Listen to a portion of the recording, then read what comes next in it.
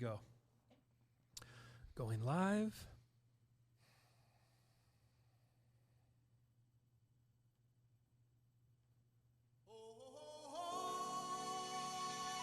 Yo, what is going down, y'all? Welcome in the most underrated podcast you already know. Broadcasting from Most Underrated Studios. Hell yeah! I'm your man, Thomas the Franchise. The homie Dal Palantonio chilling across from me. Here. This one takes a little bit to get to, bro, so. Yeah, we got a little bit of time, but I'm sure you can recognize the intro. You know that intro, right? Oh, yeah. Kung Fu fighting. Of course. Okay. So, let's hit you with this.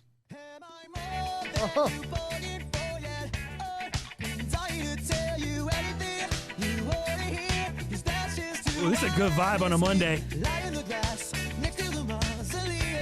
Is this Fall Out Boy, right? Hey! What song, though? If you let it get to the chorus. Sugar. Gonna go down, Sugar. Sugar, there's a song in Maroon 5 called Sugar. That's not this one, though. It does start with Sugar. There's more to it. Sugar. Are we going down? Close, Sugar. We're going down swinging. Swinging. Close, Dallas. That was close. Applause on that one. Nice job. Yeah, appreciate Nice job. It's a Monday. It is a good vibe, though. Yeah, it's a good vibe, It right? certainly is. Brian Jackson. Mashups banging. John King, mask cast. Oh, Hard yeah. to say. God, Wait, I didn't even know. For some reason, you've been sitting here the whole morning with the mask on, and I didn't even notice that you started the cast with the mask until John King said so. Yeah, it's rough. So I'm kind of doing it for Rob and obviously doing it for myself a little bit. So I'm excited to hear about your great weekend. I don't want to downplay that at all.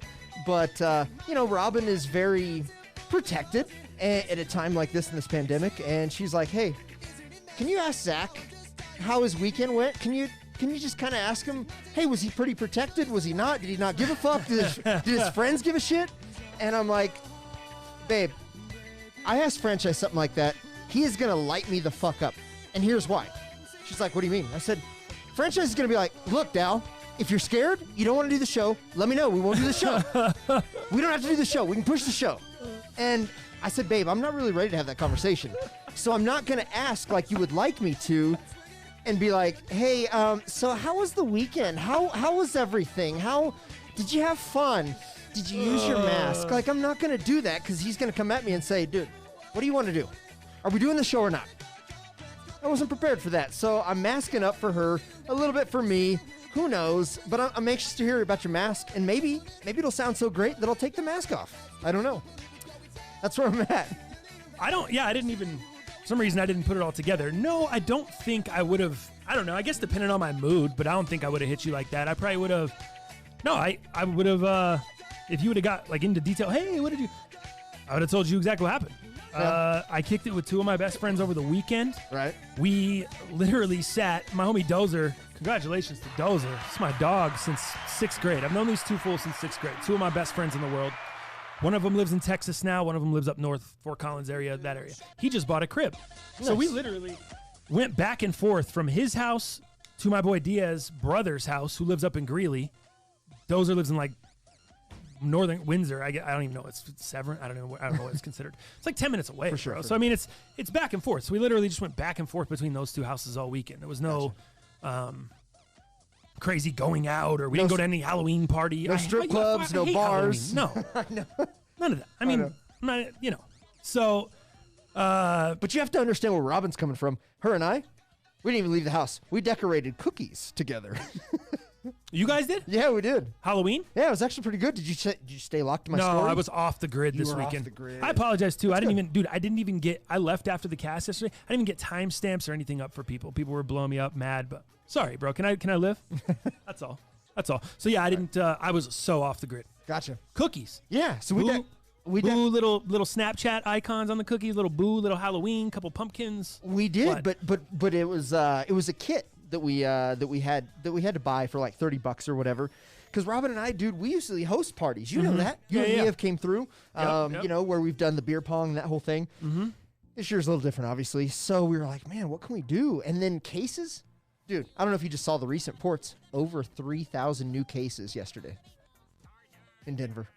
Oh, just in Denver, 3 Gs, huh? No, I didn't see We just keep caking up, dude. Everyone does. 2,000, 2,200 to 2,800 to 3,000 now. Just it's all going to be over tomorrow, though.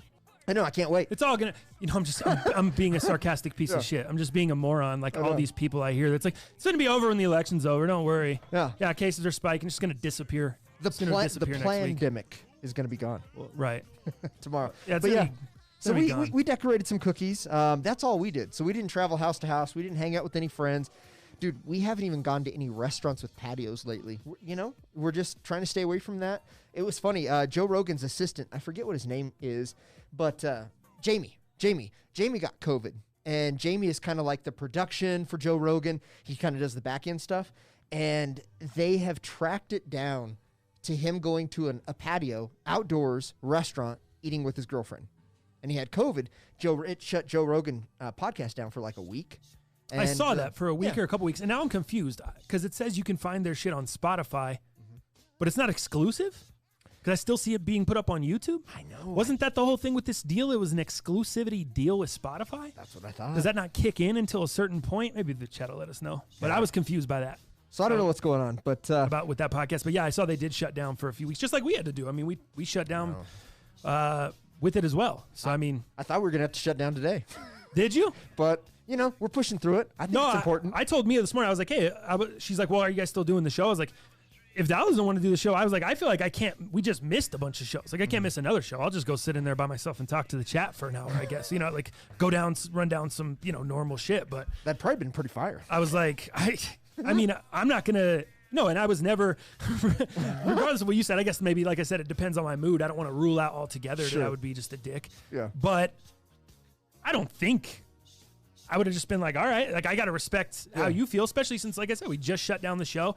I was just saying I'm not getting critical of how people feel, how people want to act. Everyone's going to do what they're going to do. Mm-hmm. So, yeah, man, I feel like it was good. By the way, yeah, we weren't late today. People in the chat, there's some people showing up late. Like, oh damn, these fools are actually they're surprised on time. Huh? No big deal, dude. My man John King here. Look at this shit.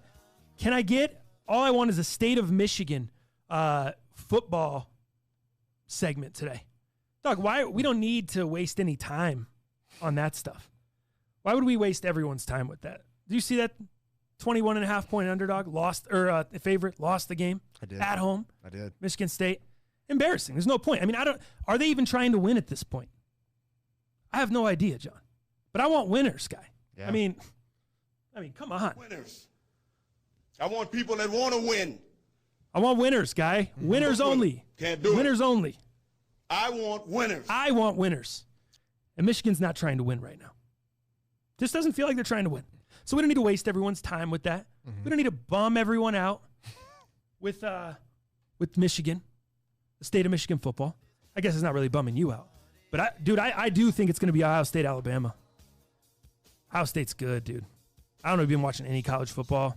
Dude, I haven't had time. at all. They're so legit. And Saturdays the defense is so legit. Saturdays are so Fields, tough, too, right? Dude, sucks. They're just fire. Yeah. It sucks. Sucks for the Big Ten. If you're a fan of any other team in the Big Ten, just fucking get used to it for a while. Doesn't even matter. Too dominant. Doesn't even matter. Now, the big question is, do you just run Jim Harbaugh out? Or do you have him like, dude, you've got to just say, hey, I can't do this to my alma mater anymore and leave. Mm-hmm. You don't want to step on the guy's face, but at the same time, what is he doing? He's burying the program. So I think both sides got to part ways. I don't think you fire him. I don't think that makes good press. But I do think both sides agree to leave amicably. How about that? Yeah. That's what I think. There got to be a split. Now, if he does that, does he go to the NFL?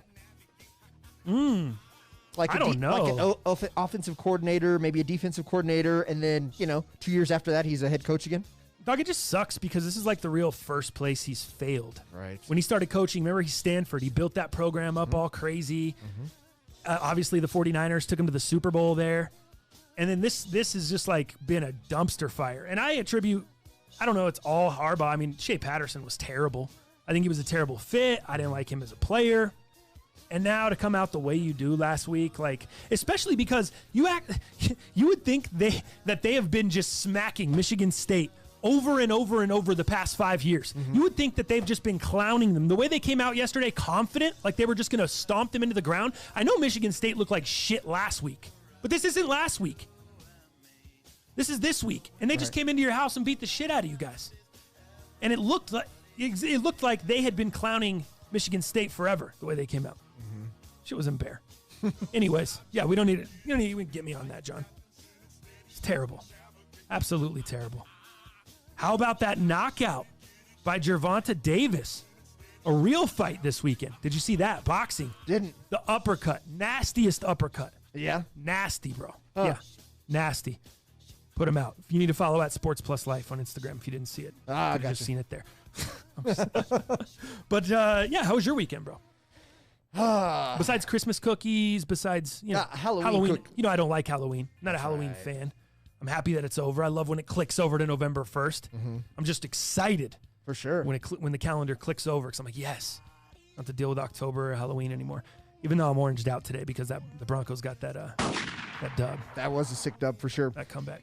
I think for me, man, it was a pretty basic weekend. Nothing crazy. I already let you know, but I haven't let the listeners know. So this past week in itself, I've been doing a lot of doubles, right? So I'll work at Murphy Creek for half the day. The second half of the day, I'll work at the PGA Superstore. And that's just because I've got to get the trainings done. I've got to get the onboarding done. I've got to get a lot of shit done, right? So in a short amount of time. So that didn't leave a lot of time for Robin and I. It certainly didn't leave much time for sports, except yesterday, I was able to be locked in, obviously, for NFL. We'll talk about some heaters that went awry a little bit, but that went awry. Good way to say it. Now I did. I was able to spend a little bit of time with Robin last night, and actually the dogs. So instead of a full-fledged hike, we went on kind of a walk hike. And there's this place out by where Chatfield Lake is. Chatfield Reservoir. Yeah. Sure. Southwest Denver there. So there's a little community of homes down in there, and just west of the reservoir there. And dude, they have some of the nicest trails I have ever seen, and it puts you right below the foothills, right? So right at the edge of the foothills. It is so beautiful, man. So the dogs got to eat a bunch of goose shit. And so they had a nice buffet. What is the deal with that too? Why do dogs do that? I don't know what they like about that goose shit, but it's like, oh, dude, it's like a premier buffet. It's Same way with Ben. It's like you and I going to Caesars. I know. I'm like, Ben, what are you doing? He's always, my dog Ben, he's just running around eating goose shit, dog shit, trash. We painted. We were doing some painting yesterday. We were doing some renovations while watching the game. He wasn't eating paint, was he? Paint chips, like trying to go. Yeah, I'm like, Benny, stop. We had to put him in his cage a couple times. I'm like, you're going to die, bro. You're eating. What's wrong with that guy? I don't know. Just a nightmare. So anyway, yeah. So yeah, outside of that, man, so got a little bit of time for the love tank because, again, Robin was very understanding about the week, like, hey, babe, I get it, working, 2 jobs, working all those, trying to get those hours in, not a lot of time for us. I actually almost dipped out of the walk hike yesterday. Dude, I'm still having trouble below the belt, if you know what I mean. Oh. Like too much pain or something? Yeah, so you couldn't go on the hike, or what do you mean? Just more of the emotional side, right? Like as a male, but it's not painful. No. Oh, not painful. Okay. Not painful. I misunderstood. But I'm still seeing things that I shouldn't see. I'm still dealing. So why'd with you almost get out of the hike then if it wasn't in pain? Because I was in such a mental state, a bad mental state. You know what I mean? And I didn't want to bring anybody down. I didn't want to hurt anybody's feelings. I was very stern and concise and to the point. I wasn't very empathetic, sympathetic towards anybody else. And Robin can be a little not sensitive, but a little in touch with her feelings. And for me, being the way I was yesterday, dealing with that kind of mental headspace that was bad, I wasn't very patient. I wasn't very cool. I wasn't very nice. And I wanted to just kind of be alone. And as that stuff was happening, it was hard. It was hard to accept and hard to kind of deal with. And, Robin's being supportive, and she's like, hey, babe, anything I can do for you? I'm here for you. I got you, whatever. And I'm like, just go away kind of thing, And it was really hard. And, so then she, her attitude kind of changed real quick. Like, babe, and she even told me, she's like, I have been okay with you working doubles, not seeing you from morning, sun up to sundown. I haven't seen you. We haven't hung out. We haven't had any time except the cookies that we got to, and shit. We started decorating those at 9 p.m. on Friday night, dude, because that's when I finally got home. And I was so tired, I almost put that off. So it's been one of those things, and she finally. She was like, I'm okay not seeing you. I'm okay Right. not being around you that much, but I need a little dick here and there. Yeah. And now you can't even provide that. Now you're staying away from that. What's going on now? Damn it. So Damn it. Yeah, so she kind of turned on me a little bit, and bless her heart, what she said was super on point, super. Yeah, I got no argument there. But it still made me feel bad, Right. because I made her feel bad. Well, plus you're already sensitive right now because you're in a messed up spot. Oh, shit. Yeah. Oh, shit, man. You call me a bad name right now. Fuck, man, I might just pass over and die. Who knows? Yeah. But anyways, I guess that brings me to my next point, and then I'll end the weekend thing, which is saying I woke up first thing this morning and made yet another appointment to a whole different urologist. Second opinion. Getting a whole Like the different chat was second saying. opinion. Nice. I'm taking the chat's advice. I think that's not even great advice from the chat. That's just, you'd have to be an idiot to keep going to this same urologist, the same doctor, not Right. giving you the answers and not wanting to take it a step further and really, really reevaluate this situation that continues to plague me now for 3 months. Mm-hmm. That's bad. Like, if it was cancer, and I don't want to say it is, and I don't want to get that far. I don't need any prayers. I don't need anything like that. Let me tell you though, if it is cancer, or if it ends up being cancer, like, I've just killed 3 months. You know what I mean? And when it is Damn. something as advanced Damn, like that, I didn't even think about Jesus now. oh, dude, Wow. God, I've been a head case. Guy, if for you sure. don't want to do the show today, I wouldn't even blame you. Yeah, Especially well- if you're talking like this. Like, yo, I'm going to. But I think the show, when you're in a bad place, sometimes the show is you're able to come hang out with the homies. Right. You know what I mean? Like, it is work to us. But at the same time, it's like we do a lot of prep and we do a lot of stuff there, but it's still fun. Right. It's still enjoyable just to come in here and kick it with the homies regardless. Some shows we come in here, you have to carry the show, or I have to carry the show a little more because one of us is a little bit like, we're just a little fucked up today or whatever. Right. So, damn, dude. It's been wild. Sorry to hear that. I didn't think about it in that way. That's a crazy, geez, knock on wood. Well, and the reason I did was obviously we have that close friend of ours, Vitzer. His dad had some Right, issues, and right. he's a little bit older than I. Obviously, there's no comparison. I want to be clear about that. And again, I'm not saying I have that or anything close to that, but what I am saying is I'd like to nip this in the bud as quick as possible, because if not, I'm continually wasting time on something that can be a very, very serious thing. Potentially, right? That's all I'm saying. Yeah. That's all I'm saying. Yeah. So anyways, I've got an appointment that is scheduled tomorrow. So I'll be going to work at Murphy first, and then just shipping out of there as quick as I can, getting to Highlands Ranch and seeing a new urologist. Damn, dude. So- How crazy, bro. Well, and it's crazy because I've wrote all these little symptoms down. I've wrote these signs down in a book and journaled kind of my feelings throughout this, so I can be. And then obviously, hey, I took this medication. That's what this urologist did. He put me on something just because I wouldn't stop fucking leaving it alone. He wanted me just to wait 3 months. I have a list of really what's happened over the last 3 months, and it's very explicit. And hopefully that the helps. chat's not quite understanding, and I don't know that that's something you want to detail on the show, exactly don't what's think so. happening. But yeah, they're like, you're kind of like, oh, maybe he's just backed up. You got to Yeah. release it. You need to give your, Right. I get, without telling people, Yeah. I don't, Yeah, it's guys, it's just so you know, I don't want to go into it yet. I'll go into it after I have a diagnosis and when we figure out what's wrong, and maybe I can be of help. But right now, it's a little much. But I have things happening that aren't supposed to be happening. I'm seeing certain things that you're not supposed to be seeing. And as a man, you know what those things are, and you know when your body is not normal. And I've tried to flush things out with water. I've gotten rid of all caffeine drinks, soda pops, energy drinks. I have been only drinking clear liquid, and that, i.e., being water. So there's a lot of things I've changed, some diet stuff, but at the end of the day, there's still some things happening that that could end up bad. But also, some of these things are called benign and can just go away on their own. So I'm just making sure I'm good. That's all it is. Yeah. That's where I'm at. Got to, man. Well, like I said, I'm crossing my fingers and definitely thinking good thoughts, man. Yeah, we'll see what's up, man. 'Cause But you never know. It means, Go ahead. But to kind of change the somber story, let me hear about your weekend. You got to meet up with some close friends Yeah, it was cool. that you don't get to see very often, but are still super tight with, right? Yeah. Tell It me was about cool, that. man. It was it's very interesting. We've talked a lot about being in different points in life. And I haven't seen, these are two of my best friends, and I haven't seen them for a few years. And it was cool just to link up, reconnect, see where we're all at, see where we're all going, see what we're all doing. And in the process in doing that, one of my homies was like, yo, dude, I got this really good, job opportunity. It's something that he does, and he's been in this industry, and it's along the lines of real estate, not processing loans or anything like that, but not a full-blown real estate agent. I'll get into it at a later time if, I get the job and whatever, but yeah, dude. So he's just like, it's a really dope opportunity. I know you're sick at sales. You're sick at talking to people. Totally. We've talked about my sales experience, everything from T-Mobile, obviously retail, to door-to-door, like calling up leads and setting appointments and selling cremations, like people that wanted to get cremated or set that up for their future. I used to be that guy, bro. My friends used to be like, oh yeah, you're selling death, bro, joking around. But like, yeah, dude, I used to go sign people up and sell cremations, and I made a lot of money doing that. In You only did it for like amount 6 of time. months. No, I did it for probably a year or Oh, did you? a year or so total. But that first like 8 months or 10 months, the bonus structure was so crazy. And I think it's because it is a hard industry and it's 100% commission sales. They're not paying you salary. There's Correct. no benefits or nothing. Can you sell or not?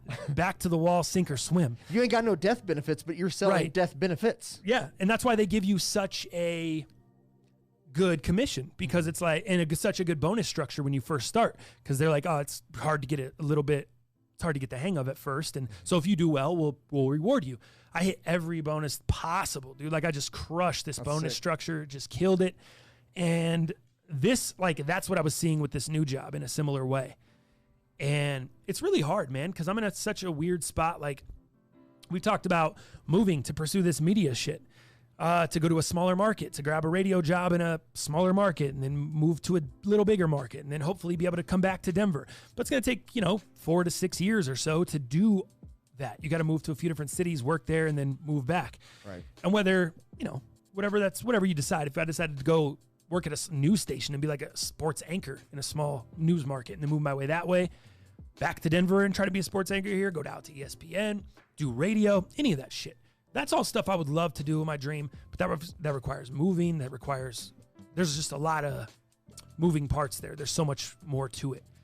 And in this scenario, this is something that a lot of people always told me I really be good at. And it's kind of just a timing thing. It's like, wow, opportunity is almost it's not exactly falling in my lap, but I still have to do some work and do some things to get there. But it kind of is in a weird way. It's an opportunity to make a lot of money at something that I'm already good at, and housing is just crazy in Colorado, and I don't know how long it's going to be crazy, but it just feels crazy not to take advantage of that and not to try to take advantage of that money that's coming in here. Right. We're talking 10,000 people a month moving to Colorado. Jeez. It's top 5 fastest growing cities or states in the country. It's been that way for over 5 years. Since the legalization of marijuana and stuff. Well, and at the top 5 list of places people want to live, right? Like we've got like 4 of them. I know the top 5 list of people want to live. I think it's 3 cities out of the 5. It was like Fort Colorado, Collins, Boulder, and Denver. Yeah, that was like 3 of the 4. 3 of the top 5 cities that people want to live were Colorado, which is crazy. So the housing market, here, everything is just nuts here. It would be silly for me not to take advantage. Now, with doing that though, what does that require? It requires obviously going and get a new job, a whole new level of 5. And not just a 9 to 5 like regular job. This is, people do this shit as a career. This is, you got to be locked in. Yeah. So now it's shifting your focus. Now you're completely locked in a different realm.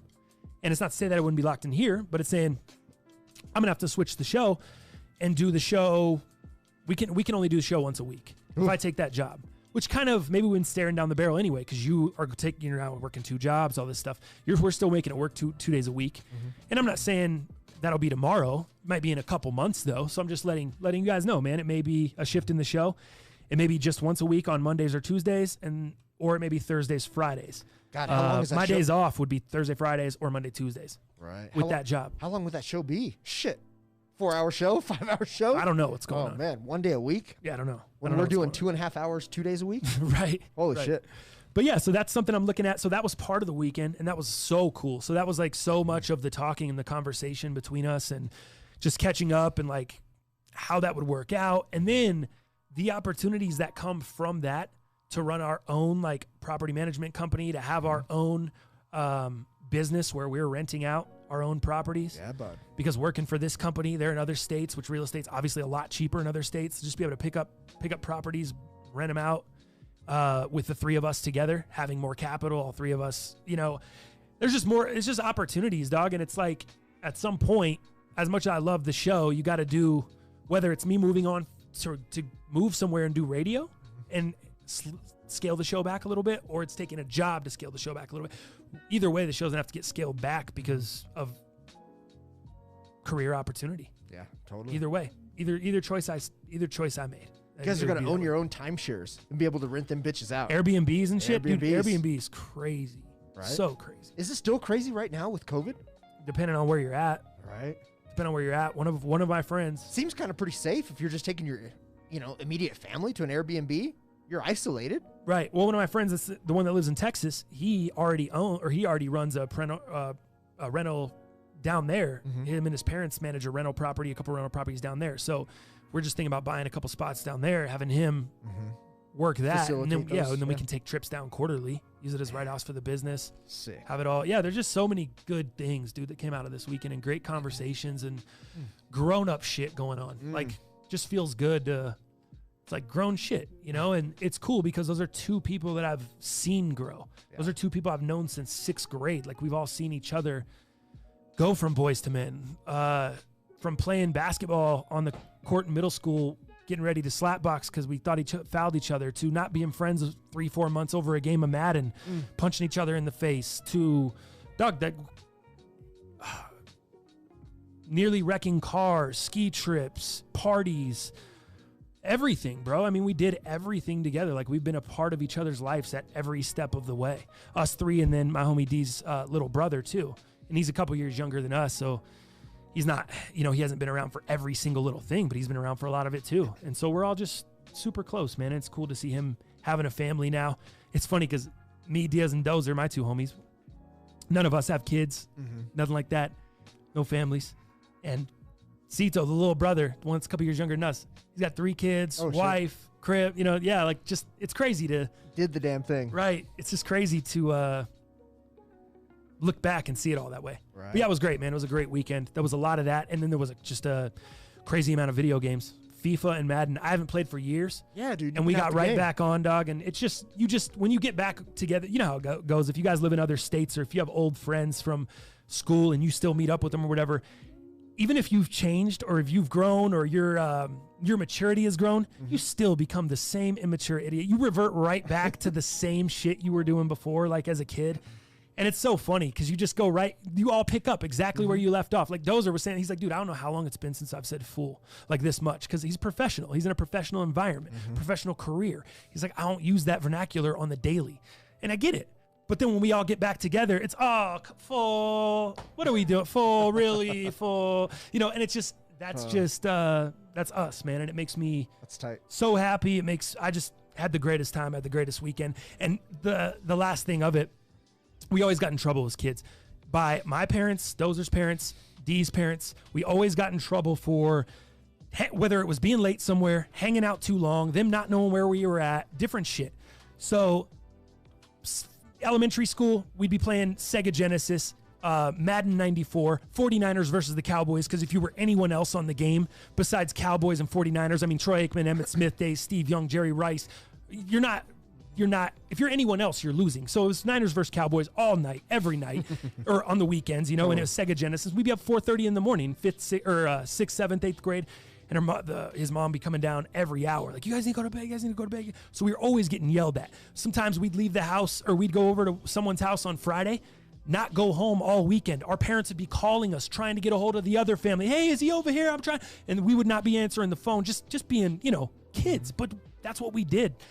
So this weekend, I tell my girl, I'm like, I'm going to come home Saturday, or I'm going to come home Friday late night. I'm like, whenever we wrap up games, it might be like 1 in the morning. I'm going to cruise home. Of course, because I was like, we got shit to do early Saturday morning. So I'm like, I'm going to cruise home, whatever. I get bitched out by my girl because I'm coming home at 4 in the morning. She's like, what is going on? Who drives home at 4 in the morning? Why are you doing? I'm like, this is what I do. This is just, I enjoy, especially that long hour plus drive. Yeah. I enjoy doing that at 3, 4 in the morning where there's no cars, there's nobody out. It's just me and some radio, me and some talk shows. I enjoy that. Like, to me, that's therapeutic. It's therapy for me. I enjoy that drive. She's not enjoying it so much. So I got kind of a little bit of butt chewing, whatever. We understood each other. It all worked out. Had a great Sunday, or a great weekend, but it ended exactly how it always does. One of us got in trouble, or a couple of us got in trouble, got bitched out. And it was fun, man. Just not by your parents this time. Not by my parents, by my girl. She's like, why you need, I will never understand. I'm like, so I should have just told you I'm coming home Saturday morning and then come home Friday night anyway and do what I want to do and been like, hey, I just decided to come home early. And it would have been fine. Like, it was the lack of, like, come on. Oh, yeah. I would have opened up the garage door, which is like right below the Robin and I's room. Yeah. Oh, she would have lit me up. Yeah. Oh, she would have ate my lunch. Yeah, me? Who can, right. I'm not opening garages. Townhome. Yeah. Right. Does Benny bark when you get there? Nah, he was. Oh, But she said, she's like, Benny was worried. No. I'm like, oh my goodness. Whatever. If you guys just would have gone to sleep, you were up making a bunch of fuss. Yeah. Everyone just would have gone to sleep. It would have been fine. But no, it was fun, man. It was a great right. weekend. Great weekend. I couldn't have wanted more. I just, like I said, off the grid. Just jammed it up all weekend. It's the Nike outlet up there in Loveland. Oh, did you hit that up? Yep. Got a couple pairs of socks. Okay. Nothing else. Got some Nike socks. No Sean Witherspoons on the sneaks? No withies. I thought for sure they'd have some withies. I was kind of let down. Yeah, I know. A little bit let down by that. Oh, also to cap the weekend last night, Stu, we did a ton of renovations yesterday. We had someone come over and been doing stuff. So we got the fireplace done. We got the bathroom redone. We got the cabinet, the stuff in the kitchen, the backsplash redone. We're just doing now we're doing touch-up paint and all that. So we're doing a little bit of that yesterday while we're watching the games. I'm sanding down the fireplace so I can repaint it, all this stuff. So we're tired at the end of the day, bro. We go out. We have to get a couple things. Sunday night game, it's like halftime. We go out, drop off our ballots, hit the ballot box, did all that. Yep, got that done. And then we go to Home Depot. We get some stuff. And I'm like, my girl had cooked 2 meals yesterday while we were chilling around. And I'm like, babe, everyone just grab Sonic real quick. You feel like cooking? Da, da, da. So we pull up to Sonic. I haven't had Sonic in... Love Sonic. Love Sonic, by the way. I used to go to their happy hour drinks all the time. Oh, dude, just the number one, the cheeseburger. Yeah. Get mayo, mustard, and ketchup. That's what I do. With tots. That's the one. Maybe a little Coke. They have a Red Bull slush that is flames, though, by the way. Oh, I got to stay away from Red Bull. That's right. But, dude, I do that combo as well. But you know what? I substitute the tots and pay extra for the cheddar peppers. The cheddar peppers. I think my girl gets that. That's the move. Jalapeno. That's the move. Cheddar peppers. I don't Cheddar think I've ever peppers. had that. But yeah, so we go there, right? I pull up, and this is like a regular. There's a Sonic by the crib, so we hit it. I don't know, at least once a month. I mean, stop by there. I pull up. Hey, yeah, can I get a number one? No, no, no. Oh, sorry, we're not doing any burgers. What? Or we don't have burgers. Or I don't remember how she worded it there. And I was just like, wait, she said something about burgers. And I go, or we're out. We don't have it or something. And I'm like, wait, what? You don't have, I can't get the burger? Just that number one or any burgers at all? She goes, no burgers. It's not working. And my girl goes, the burger machine's not working? And at that point, I just put my head down, grabbed the wheel, and I just drove forward. I just drove away. I was so hungry. Yeah. I had no time to argue with anyone. I had no time to ask any follow-up questions because I knew it would resulted in nonsense. I just had to laugh, put my head forward, and just drive out the drive-through. Because I don't understand what that means. When I ask you for a number one, you tell me it's not working? What's not working? The burger. Maybe they're not working. Like the burger machine. Like I roll up at, and this, I understand. I go to McDonald's at 11:30 and I roll up and you say, hey, the ice cream machine's not working. I get it. It's 11:30. It might be working. You're about to get off in 30. You don't want to clean it. It's already cleaned. I get it. Tell your boy to get lost. I understand. I'll get lost. But I rolled up last night at Sonic and it was 7:15. Dinner time. That's prime time. And the burger is not working? For one, I don't even know what that means. For two, it's prime time dinner time. It's not late. Yeah. It's what? Yeah, my girl was quick with the burger machine thing, and then like I said, I just drove away because I couldn't do anything else but get mad. What's not working? The grill? Are you out of meat? Are you didn't get a delivery? Yeah. You had a propane? Because that does make it sound like the burger machine isn't working, right? Yeah, maybe they're out of Totally gas. does. It's hard telling. So yeah. Wow. I was at 7:15. I'm like, I was about to be like, what are you guys going to do the rest of the night? But I knew I would have gotten a big old back and forth. Because one time I did get in a back and forth with someone there. I don't even remember what it was about now, but I was questioning them on. They told me something, and I was questioning. And did you get anywhere with it? It was the same thing. No, got nowhere, and I was hungry. Yeah. Like I was last night, so I just got more and more frustrated. Like you can't do anything. You just want to argue. Yeah. Like my arguing's getting nowhere. I have a bunch of those golfers that come in like that. Yeah. Yeah. Probably after a couple drinks or something. Oh, I didn't have any drinks. I just didn't have any food. Oh, man, those guys in front of us were slowing everybody down. It's so bad. They want a discount? Oh, of course they do. Yeah, of course they Can do. I get a rain check for the back 9 at least? At least you guys can do, okay? Yeah, shit's a nightmare. Should I call the Better Business Bureau? Right? You're 67 years old, dog. You ain't got shit to do. You probably got a few years of life. Fucking enjoy it, dog. Tell them, bro. You know, jeez, man, I'm getting tired. What, so coming out of the weekend, I just saw last night, dude, 16th Street Mall, Soul Street shoes. Yes. Remember they got looted like 3 or 4 times or whatever? Yeah. During all that craziness. Everything is boarded up. The whole 16th Street Mall is boarded up in preparation for the election. Oh, for tomorrow? Yeah. Shit. So, You know what's crazy is I think we'll have an indication of who's winning, obviously popular vote, all this other shit. But I don't think we'll technically know. Probably closer to like the end of December, wouldn't you think? oh, end of December? That's I what thought I it was think. not November, December? December. You think the end of the year, like New Year's, we're not going to know? Well, no, no, I think we'll have a better idea at that time, but I don't know if it'll actually be official. No. You don't think? I think the only way I think that's what Trump would hope for, so he could push it out. That's what as I'm far, saying. But I don't know. With all these ballots and last-minute ballots and I don't know, miscounting and stuff like It that. depends on how close. It could be December. Right? It really does. It does. It depends on if the margin is wide or not on either side. But then you have the swing states, and I guess right now they're making a big deal of Pennsylvania right now for whatever reason as a state, and the implications of them turning in their ballots sometime. I don't know why Pennsylvania, I didn't read that much into it, but you're going to have those states. Remember 2 elections ago or 3 elections ago, it was that Florida, that whole Florida escapade and miscounting and all this shit. So I don't know, man. It might be a little while before we officially know who it is. It's going to be wild. But that doesn't mean looting doesn't happen. But dude, that's what I'm saying. Like boarding up, like on either side, anybody that's going and just messing shit up as the results of this election is a pile of shit. Not a good way to prove a point. You're just a piece of shit. Yeah. If you're going and destroying property or destroying shit based off of the results, it's like a 5-year-old throwing a temper tantrum in the middle of Target because they can't get a toy. Right. Like, what the fuck are you doing? And I know it's funny too because again, I'm not talking any specific side. It's on all sides. I mean, it's from the people looting and rioting and breaking shit. To the president himself saying he doesn't know if he's going to accept the results of the election. So then that fuels everybody on this side. Like, yeah, fuck it. We're not going to lose no matter what. What do you mean you're not going to accept the results? Like, so anyone that wants to point, it's both of you fucks. Anyone that wants to point at anyone else, go look in the mirror. The president's on this side saying it and the other side just tearing shit up. So it's all of you. You can all fuck off. Yeah. Like, stop it. It's like the 2 Spider-Mans, that meme. Pointing at each other? Right, exactly. That's all it is. Exactly. It's just, it's really annoying, dog. And it's just, my heart hurts for the people that are struggling, dog. Like the small businesses that are just getting fucked up, that are like, man, we're already hurting. Yeah. We're already not able to, we're barely making rent or, we can't have people to capacity. We're barely able to pay employees. That's who I really feel bad for. Totally. And I wish that people thought about that before they went and messed shit up, Because everyone wants to point to the other side and it's their fault, it's their fault, it's their fault. But the results, the reality is it's coming from all sides. Just look at it. I just explained it to you. You have the president on one side doing it, and then you have everyone else on the other side doing it or encouraging it, saying he's not going to accept results. So it's all of you. Yeah.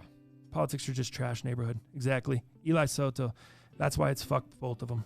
Right. Well, and then as Trump serves the end of this tenure, and who knows if he has another one, whatever. But as he serves, if he's not selected, man, is he gonna set the world on fire because of his ego? And I worry about shit like that. Like, what kind of tailspin does that look like? Because he's such an egomaniac. I worry about if he's not reelected, man, is there gonna be hell to pay? Well, I'm gonna make Americans pay. Is he that type of guy? Wants to blame everybody else? Doesn't want to take any accountability for himself? I worry about shit like that. Is that weird? Doug, and we kind of talked about this last show. Like, why do you go burning shit up after you win championships? Why are you in the streets going crazy after that shit? Right. Like, this is another time we can all take an example from sports. Eli says here, there'll be a large group of people pissed off no matter which way it goes. And that's absolutely true. But I think that's true in any game, in any competition, anything where there's a winner and a loser. Let's just go back to the Rams. The Rams call that got them to the Super Bowl that year where they changed the pass interference rule. Oh, yes. Right? Who was that against? That was against New Orleans. New Orleans Saints. Yes. Why weren't they burning the streets of New Orleans? Right. Why weren't they destroying everything? Why weren't they tearing shit up? Because that was a real reason to be up in arms. You really did get fucked. No two ways about it. You got screwed. That's correct. On something that could have been called the other way and then looked at and overturned. Mm-hmm. You guys really got hammered. There was no one destroying anything. There was no one messing stuff up, and that's where someone did legit get cheated. Yeah. So on something where the outcome's the outcome and the finality's the finality, it just is what it is. Accept the consequences, accept the results. Don't be a sore loser and move the fuck on. I get that you're mad. You think I like the way Michigan played Saturday? Think I'm pumped at the outcome of that? Mm-hmm. Am I tearing up the streets? Am I doing, you think the Chargers fans like the outcome of that yesterday? You burning Ohio State jerseys? Drew Lock lighting it up for 3 TDs in the fourth quarter? Woo! And the Chargers losing that game? You think they like the outcome? No. But it's fair. It was what it was. Now, was the New Orleans loss fair? No, it wasn't fair. But they still accepted it as it was what it was. And the fact that you guys are going to go, either way, tear shit up. Come on. Yeah. Come on, man. Come on. Well, if this pandemic's taught us anything, we're a bunch of selfish prick assholes. That's what it comes down to. The U.S., it amazes me, the selfishness that we have. We talked about with Justin Turner. Yeah, dog. We build ourselves on camaraderie and we're one nation, indivisible, blah, blah, blah, blah, blah. Dog, our fabric is this. We're a bunch of selfish assholes. We are a me society. That's what we do. That's who we are. Because that's how the country is. Yeah, and now we've turned into the biggest reality stars. Mm-hmm. Every day. It's wild. Robin wants to move to Canada. Does she? I just have to learn the word A. Yeah, right, because of the COVID. A. She ain't ever going to move in. A. Yeah. I'll just do that to everybody's sentences, hey? Oh, boy, bro. Anyway, moving on. UFC this weekend. Yes. What did you think of Anderson Silva in his final fight on the card? I'll say it like this. Anytime we can see a legend, a 45-year-old legend who has had so many fights, given us so much entertainment, it was a pleasure. It was a pleasure spending time with him, his career, being able to be in our own homes. Awesome. Let's get to the fight. What did I expect? Did I expect a knockout on his part? Did I expect a glorious fight? Did I expect him to ride off into the sunset like Peyton Manning after Super Bowl 50? No. Was it absolutely sad and disheartening to see him get beat the way he did? Absolutely. I respect that guy so much. And it was great that the two that fought each other had so much respect for each other. It was great. I liked the end of it. I liked him going back into the ring, saying a prayer. All this stuff is great. But as a 45-year-old fighter. 46, my God. Yep. You have to know when to say, when to say when. And, he has made the choice to not until obviously after this fight, supposedly. It was embarrassing. And, I just wish he would go out there and stay in the fighting world, be a coach, something. I don't want to see him anymore. That was hard to watch. Here's some Dana White sound from the press conference after. Anderson's been transported straight to the hospital. He was, okay. Yeah. He keeps saying this is his last fight in the UFC, but, he wouldn't say it's his last fight, period. What do you know about that? And does he have any fights remaining on his UFC contract? Yeah, he's got one. And we had a deal. When he signed this contract, we had a deal that this would be his last fight. And you know what? The guys, let me put it this way. This week he came out and said in an interview, and I don't know, because I don't trust half these fucking guys in the media and how they set up questions and what they say and everything else. But all I can tell you is what I read, and I know what I usually read is fucking bullshit. So let me start here. That used to be like a family when Lorenzo was here and all that kind of stuff. And listen, we all miss Lorenzo, and I will always admit that Lorenzo was the gentler, kinder side of the UFC. But I've done nothing but be good to Anderson Silva. And tonight I don't feel good about myself that I let Anderson Silva fight this last fight. We've treated Anderson Silva with nothing but respect, and if you guys knew what Anderson Silva gets paid to fight, you'd shit your fucking pants. So I think that we've treated him like family. There you Wow. go. I think he's absolutely right. That's how I feel. And I think that's embarrassing if that's the truth, that Anderson Silva gave his word to Dana White. I think it's embarrassing when you do that in any sport. And we see it a lot in wrestling. We see it a lot in boxing. We see it a lot in combat sports, right? And wrestling's obviously scripted, but we still see it there. Ric Flair. Ric Flair retired, gave Shawn Michaels. Vince McMahon gave him his WrestleMania moment. Hey, you're 61 years fucking old, Ric Flair. Damn it, F-bomb. You're 61 years old. We're going to let you go out at WrestleMania the way you want, in the spotlight, family in the front row. 100, not 100, I think it was like 75,000 people in a stadium at the time. Super kick to the face. Shawn Michaels. Shawn tells him, I love you at the end. Boom. It's the perfect ending to his career. What does he do? He disrespects it and goes off. And I love Ric Flair. But he goes off and he does a couple more boring, like crappy, almost unwatchable matches with TNA. TNA, some crappy organization. It's called Total Nonstop Action if you don't know wrestling. Terrible. Just a crappy organization, not WWE. Let's be real. That's not the TNA I like, if you know what I mean. You got it. Hey. Crank. But when guys do that, I thought that was disrespectful to Vince. Especially did Vince set that up for you? Yeah, all that whole crowd, that whole setup, like. Same thing with Dana White and Anderson Silva here. I think that's disrespectful when you tell someone, you get him, yeah, this is gonna be my last fight. I'm gonna be done here. I'm gonna retire. UFC, blah blah blah blah blah. Signs the deal. Then a few weeks later, he's asked about it, and it's like, oh, it's my last fight in UFC. Mm-hmm. That's my Anderson Silva. Nice. Oh, this is my last fight in UFC. That's not bad.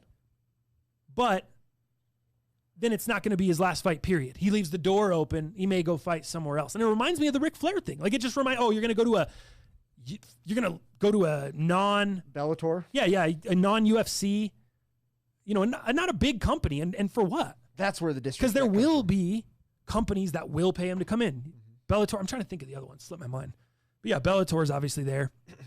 You can go to these smaller promotions, and they're going to pay him to come in and fight. And they will. Mm-hmm. And it's going to be terrible.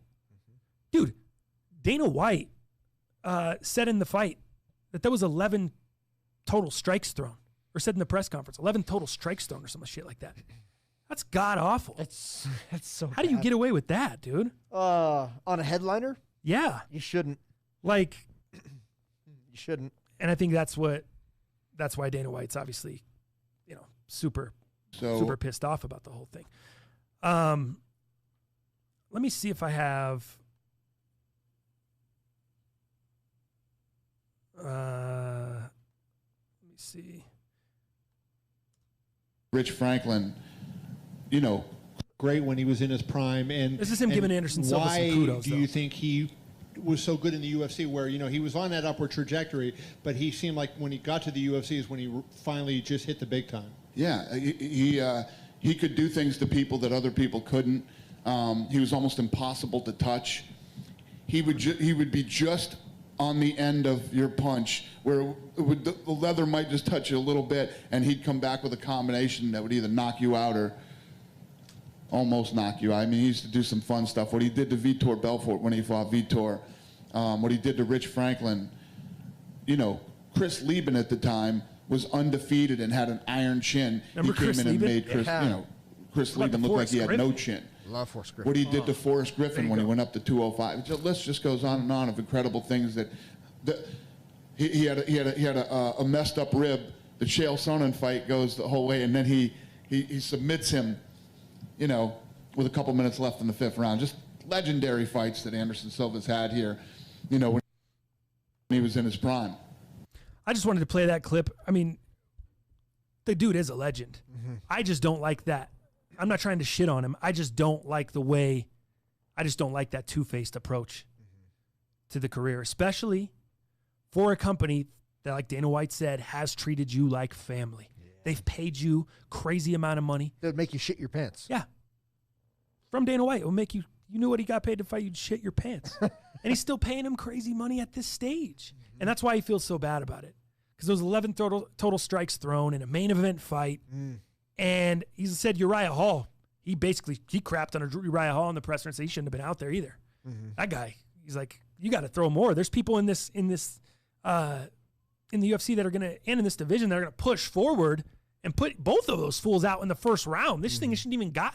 The only reason they got to the second round is because they're standing around. Anderson Silva, the first time he got touched on the chin, he went down. His chin, he has no chin anymore. He's 46 years old. It's done. You can't take those hits anymore. Maybe he can still move and do his stuff, but once he gets touched, it's over. And it was obvious there. 11 total strikes thrown in the fight.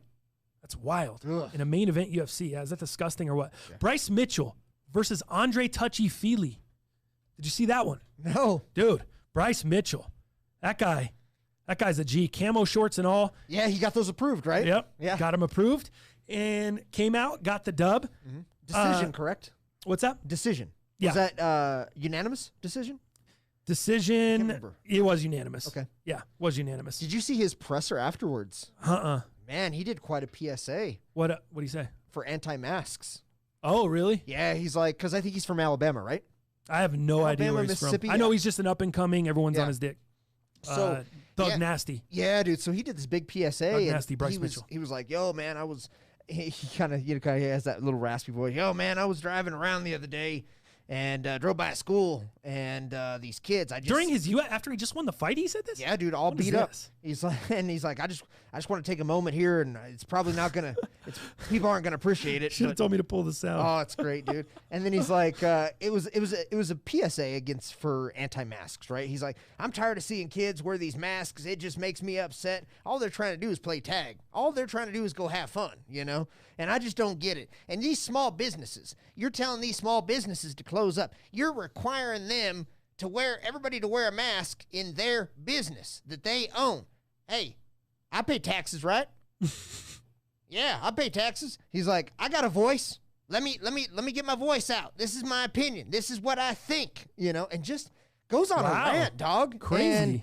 And he said multiple times, like, he's like, I don't think people are going to really appreciate this, but like, hey, man, I pay my taxes just like you. Yeah. I have my right. Yeah, he's got his platform. Yeah, shit. Say whatever you want on your platform. Doesn't mean you're going to agree, but you can say what you want. Yeah, dude, that's fine. That guy, he got pretty crazy. But again, at the end of it, I'm like, Arkansas. Oh, okay, gotcha. Calls out the Arkansas governor. That's what it was. Yeah, that's what it was. So it's just interesting, man, to hear that, because me, kind of on the other side, wearing a fucking mask with one of my best friends, you know, and wearing a mask during a podcast or radio. Wearing the mask during the cast. Dude, that's like so unprofessional to me, because part of watching people, especially when we do video, is watching somebody react, watching somebody's expressions, and it plays out to what you're trying to get across. And here I am wearing a mask, but I just, after it, I was like, man, that's so fucking selfish. But at the same time, the valid point is he does pay his taxes. He is an American. He is his right. You know, he has his right to an opinion. I can't say that it's not a selfish opinion. I can't say that it's not a me society. I can't argue any of those, because there's no argument. It's selfish. But again, it's you know, it's shit in one hand and whatever, wish in the other, and see which one fills up faster. But yeah, it was quite a PSA that he came up with. People in the chat are wanting that soundbite, Dow. They're wanting Southern Dow. Well, we'll have it on record. We'll do it. People like that impression. I'm glad it didn't suck. There. I was trying to find the soundbite, like, but that's an 8-minute clip. I can't listen to it, and you'll have to filter that out, because the actual PSA is 4 minutes and like 38 seconds. Oh, okay. So his actual, you know, it's wild, man. The other fight, dude, Maurice Green, Greg Hardy. So I had a 3-team parlay. I got to the fights late. I was doing a bunch of stuff Saturday night, got to the fights late, and I came in late. I came in the Kevin Holland, Charlie Ontiveros fight. Ontiveros took that fight on 1 day notice. Holland beat him with a submission in the first round. Then he got in a little jawing contest with Israel Adesanya, who was sitting outside the cage, and they did a little bit of back and forth. And obviously, Dana White was asked about that too. He's like, no, I'm not going to put Kevin Holland in there with Adesanya. Like, I wouldn't do that to Holland. Yeah. I like Holland. He's up and coming. He's good. I wouldn't do that to him. He gets put out in the first round, and all of a sudden it kills all the momentum he's had. Now, Holland is 4-0 during this year, though. During the 2020, he started fighting in March during all this. Oh, that's right. He's 4-0, bro. He's legit, but he begged the camera. He's like, please, just let me fight someone with a name. I'm sick of all these people on social media saying I'm not fighting anybody. I'm 4-0 this year. If this is another first-round submission here, I'm knocking fools out. I'm submitting fools, but everyone's saying I'm not fighting guys that are worthy. So can you please just hit me up with a top contender here, someone that's top 10. You know, let me show what I can do. So I came in that fight. Maurice Green, Greg Hardy. Greg Hardy, former NFL lineman, arrested for domestic violence, threw a girl on the bed full of guns, punched her, all this stuff, right? Greg Hardy's now in the UFC. He's fighting. He's actually looked really impressive since he's been in the UFC, and he gets a second-round knockout of 6'7" Maurice Green. Did you watch this fight? Oh, dude, Green. I heard about Green, it, but I didn't get to dude, watch he it. made Green. Green's a big guy. He kind of ragdolled him, bro. Made Green his bitch. Yeah, he kind of ragdolled him. So he gets a second-round KO. So I had a three man parlay. I had Greg Hardy, Bryce Mitchell, and Uriah Hall in a little 3 parlay because I checked into the fight late. I was like, let me get these odds real quick. The Kevin Holland fight is going on, and I'm like, cool, I'm gonna lock in this parlay. So Greg Hardy, Bryce Mitchell, Uriah Hall, 25 to win 80. Nothing crazy. Easy cash money though. Nice, dude. Pull the Hell yeah. slot machine. You know what I'm saying? Straight yeah. cash, Yeah, homie. just a little. Straight cash, homie. Easy money there. I didn't know what was going on though in the final round. I was like, is Uriah Hall gonna lose this fight here to old man Anderson Silva? Did I just get punked here? Yeah. I've seen Silva fight. His last couple fights were not even close to impressive. And I saw the weak chin. So I knew that this should have been easy. And the fact that he didn't put him out in the first round, not good. That's a got all the way to the 4th. Took him to the 4th round to put him out. That's bad stuff, guy. 11 strikes, 11 total strikes in the fight, and it got all the way to the 4th round. I think you and I could do that maybe. I was Probably cooking not. during this one, and I looked over, and I was like, yeah, we cashed money. That was about it. Okay. Yeah, because it was so boring. 11 total strikes. After the first round and a half, I was like, what is this? This is like the video game, and you give it to you're playing a video game, you give it to your little cousin.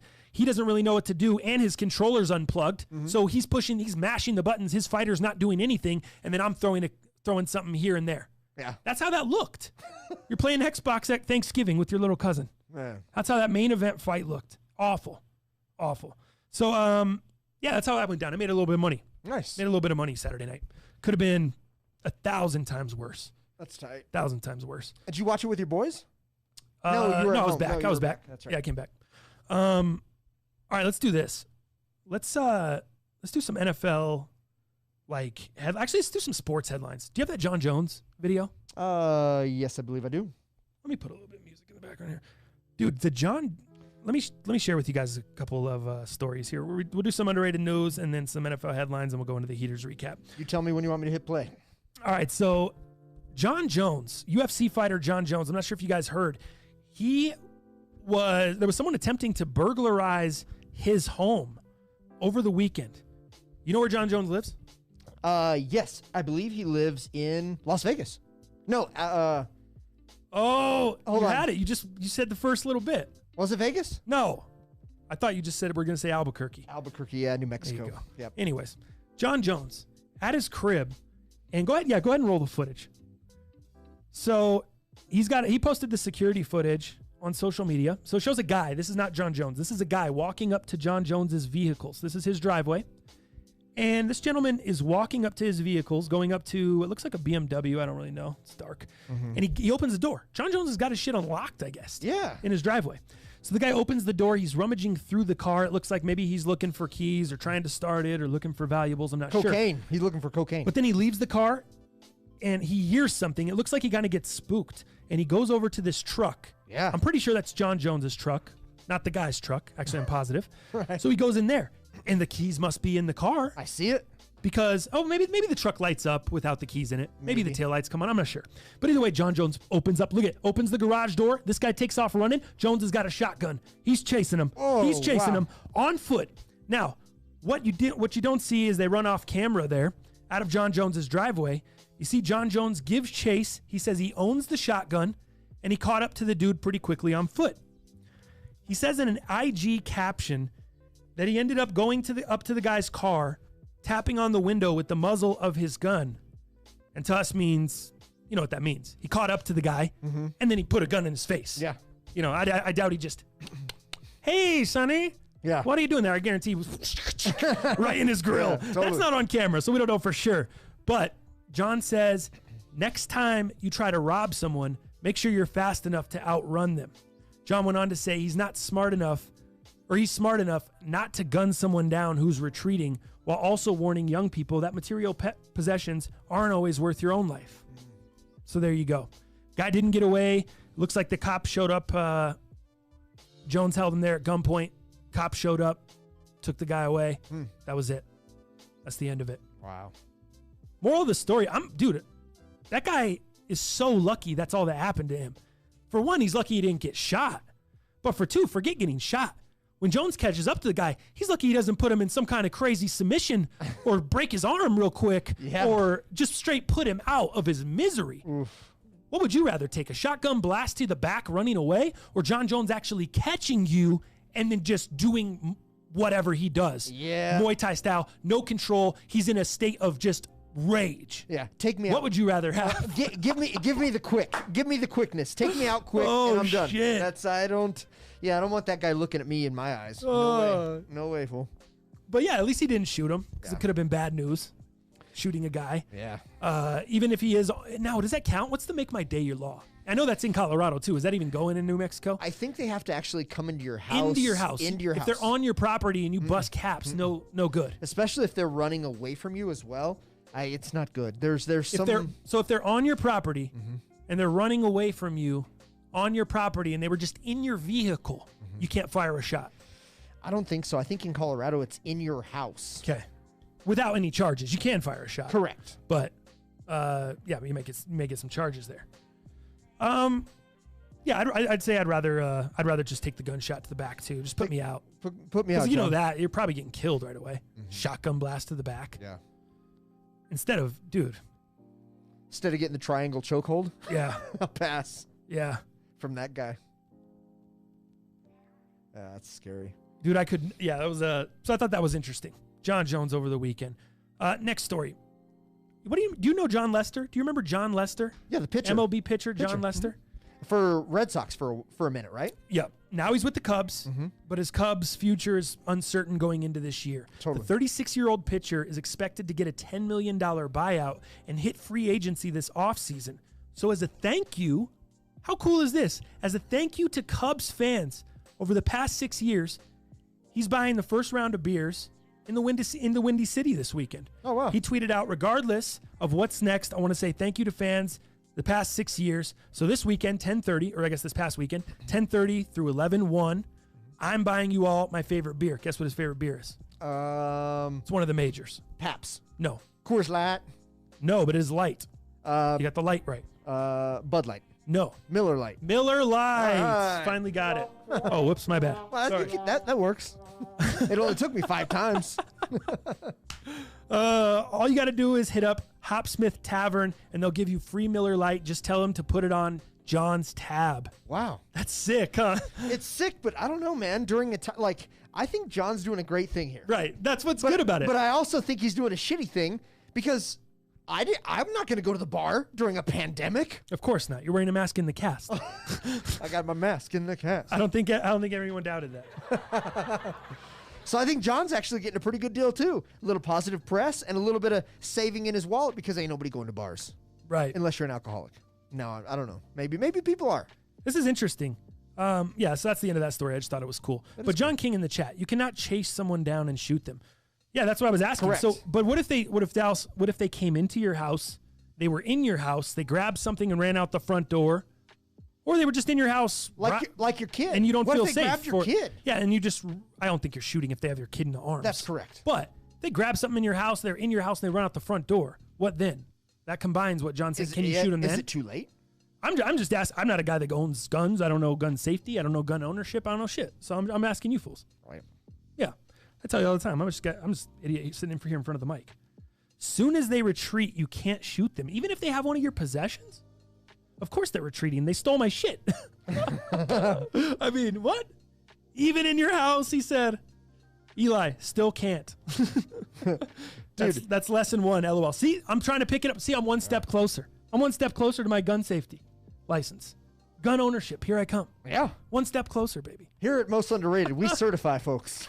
Check out this. Danny Belton says, yo, running out of the garage looking like Contra. Do you remember that, where they're running out of the garage to fight the Absolutely. the bosses with their super shredders, dude? Dude, that kicks me back. I can hear the music. That kicks me back. Oh, that's so Contra. Great. Nothing better than 8-bit Contra. Love that. I also loved, Double Dragon. Double Dragon's great. Double Dragon was so fire. You could be on the team and just go through the levels. Oh, dude, we'd be up all night. All those games, dude. Ninja Gaiden at that time. Ninja Gaiden. All that shit, dude. So good. Love that one. Wow. Only guns I have are these. Fail Beast. Nice flex. Oh, welcome to the cast, Fail Beast. Flex on them, bro. All right, let's hit some NFL headlines before we jump into the Heaters recap. Ravens, Marlon Humphrey, test positive for COVID after playing the Steelers. So this is very interesting, and I want your thoughts on this. Yeah. So he plays the entire game yesterday, then announces Monday morning in a tweet, quote, "I got the Rona. Hopefully I'll be back healthy soon," end quote. Do you think he already had the Rona? So, of course, he had the Rona test before then, but not having the results back before the game. Again, this is going back to MLB and the World Series last week. Isn't this the point? This is the problem. They don't test players on game day. They do not test players on game day. I know that for a fact. Adam Schefter tweeted it out. That's league protocol. They don't test players on game day. So you're telling me you're the NFL. You have billions of dollars.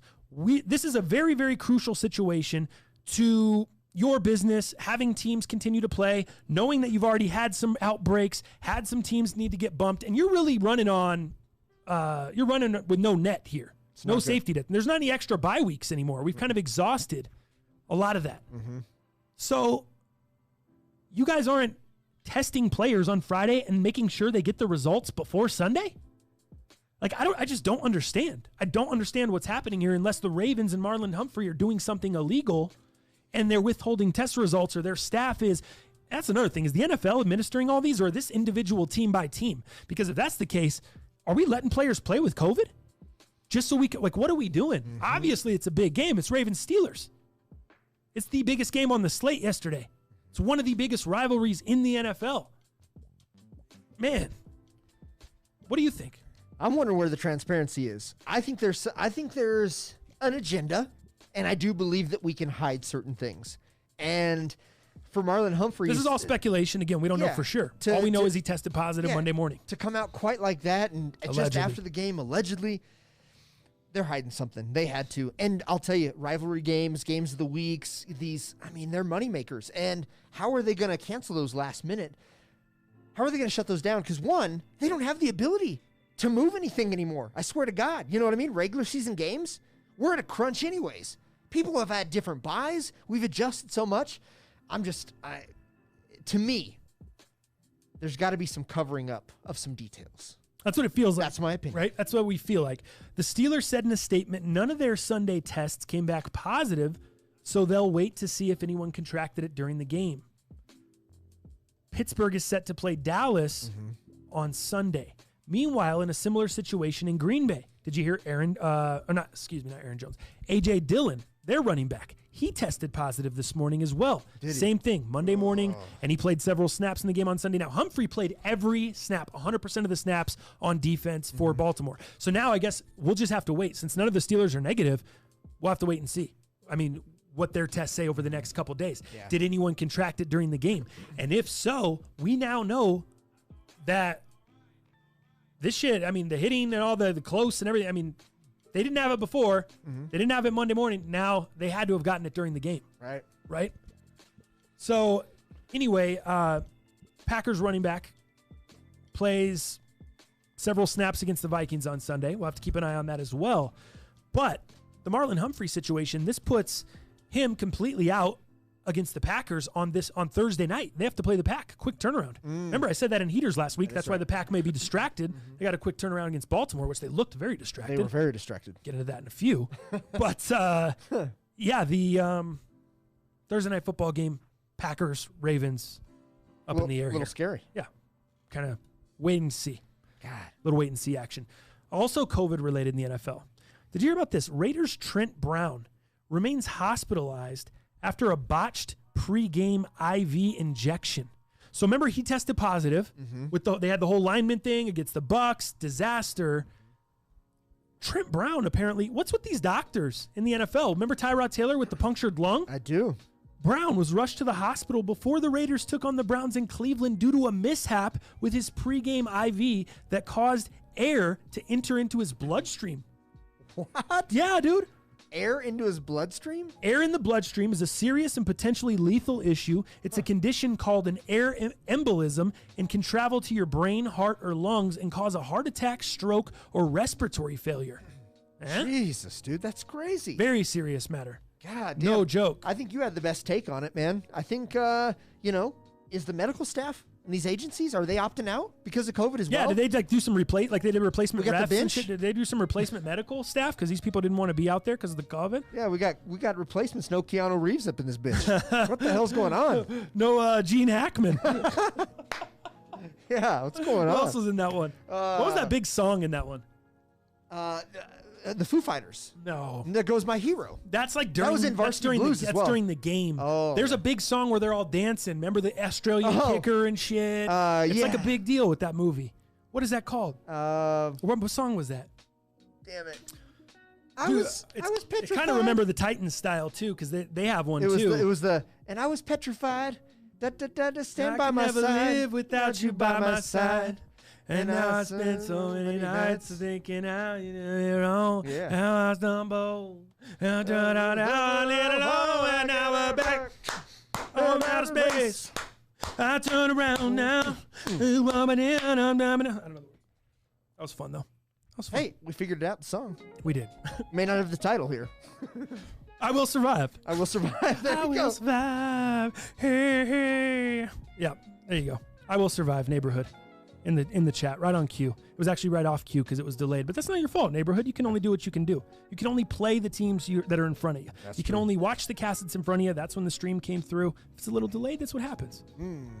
Dog, I just went into like a whole hoedown shit, and I wasn't even country. God damn. Yeah. Got me feeling like I'm Bryce Mitchell, Doug Yeah. Nasty in this joint. Get them on two-step. Get them on the two-step. So yeah, very, very serious matter with Trent Brown, the Raiders. Gosh, thoughts for that guy. What a crazy weekend, dude. What a crazy weekend for him. Well, moving on. Former Raider. Your boy Antonio Brown. He has moved in with Tom Brady. Oh, wow. Tom brought him in. You remember they were kind of boys in New England before he just played that one game and then got cut? Oh, yeah, kind of boys. I But- think Tom Brady was the Oh, biggest. didn't he move him in back then too? I don't know if they moved Did he in. move him in? They had shots, or they had pictures of Antonio at Tom's house. I don't know if he moved in.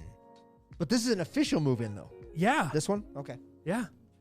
Tom has actually been helping him on and off the field as well, lining him up with people to help, including Tony Robbins. Trying to get AB right in the mental. So Tom's not only like, hey, here's a place to stay. Like AB needs just a place to stay. Right. I think it is more of a mentorship. I think it is more of a personal thing. Like, yo, let me help you out, dog. Yeah. Let me give you some of this TB12 method that I've learned over the years. Let me introduce you to a few of these scientists and these great, well-rounded and great like-minded people that can help you out, that can pull you out of this funk, that can maybe give you a different mindset. Because we already know your body's elite, but now we need to make your mind elite. Let me give you this avocado ice cream, baby. Let me give you, he's giving him the Brady way, bro. Oh, for sure. He really is. Avocado ice cream. Yep. Below not good. So there you go.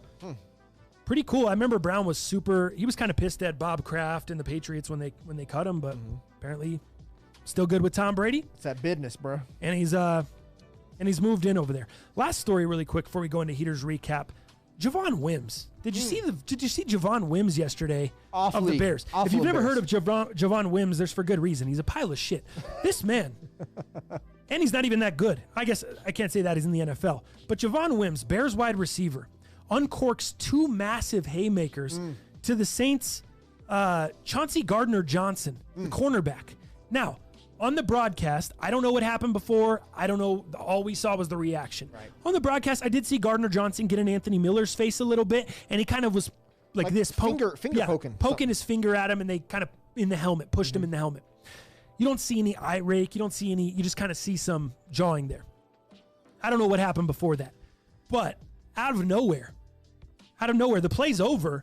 He decides to Wims decides to just break his route off, and he just goes over and clocks Gardner-Johnson in the face.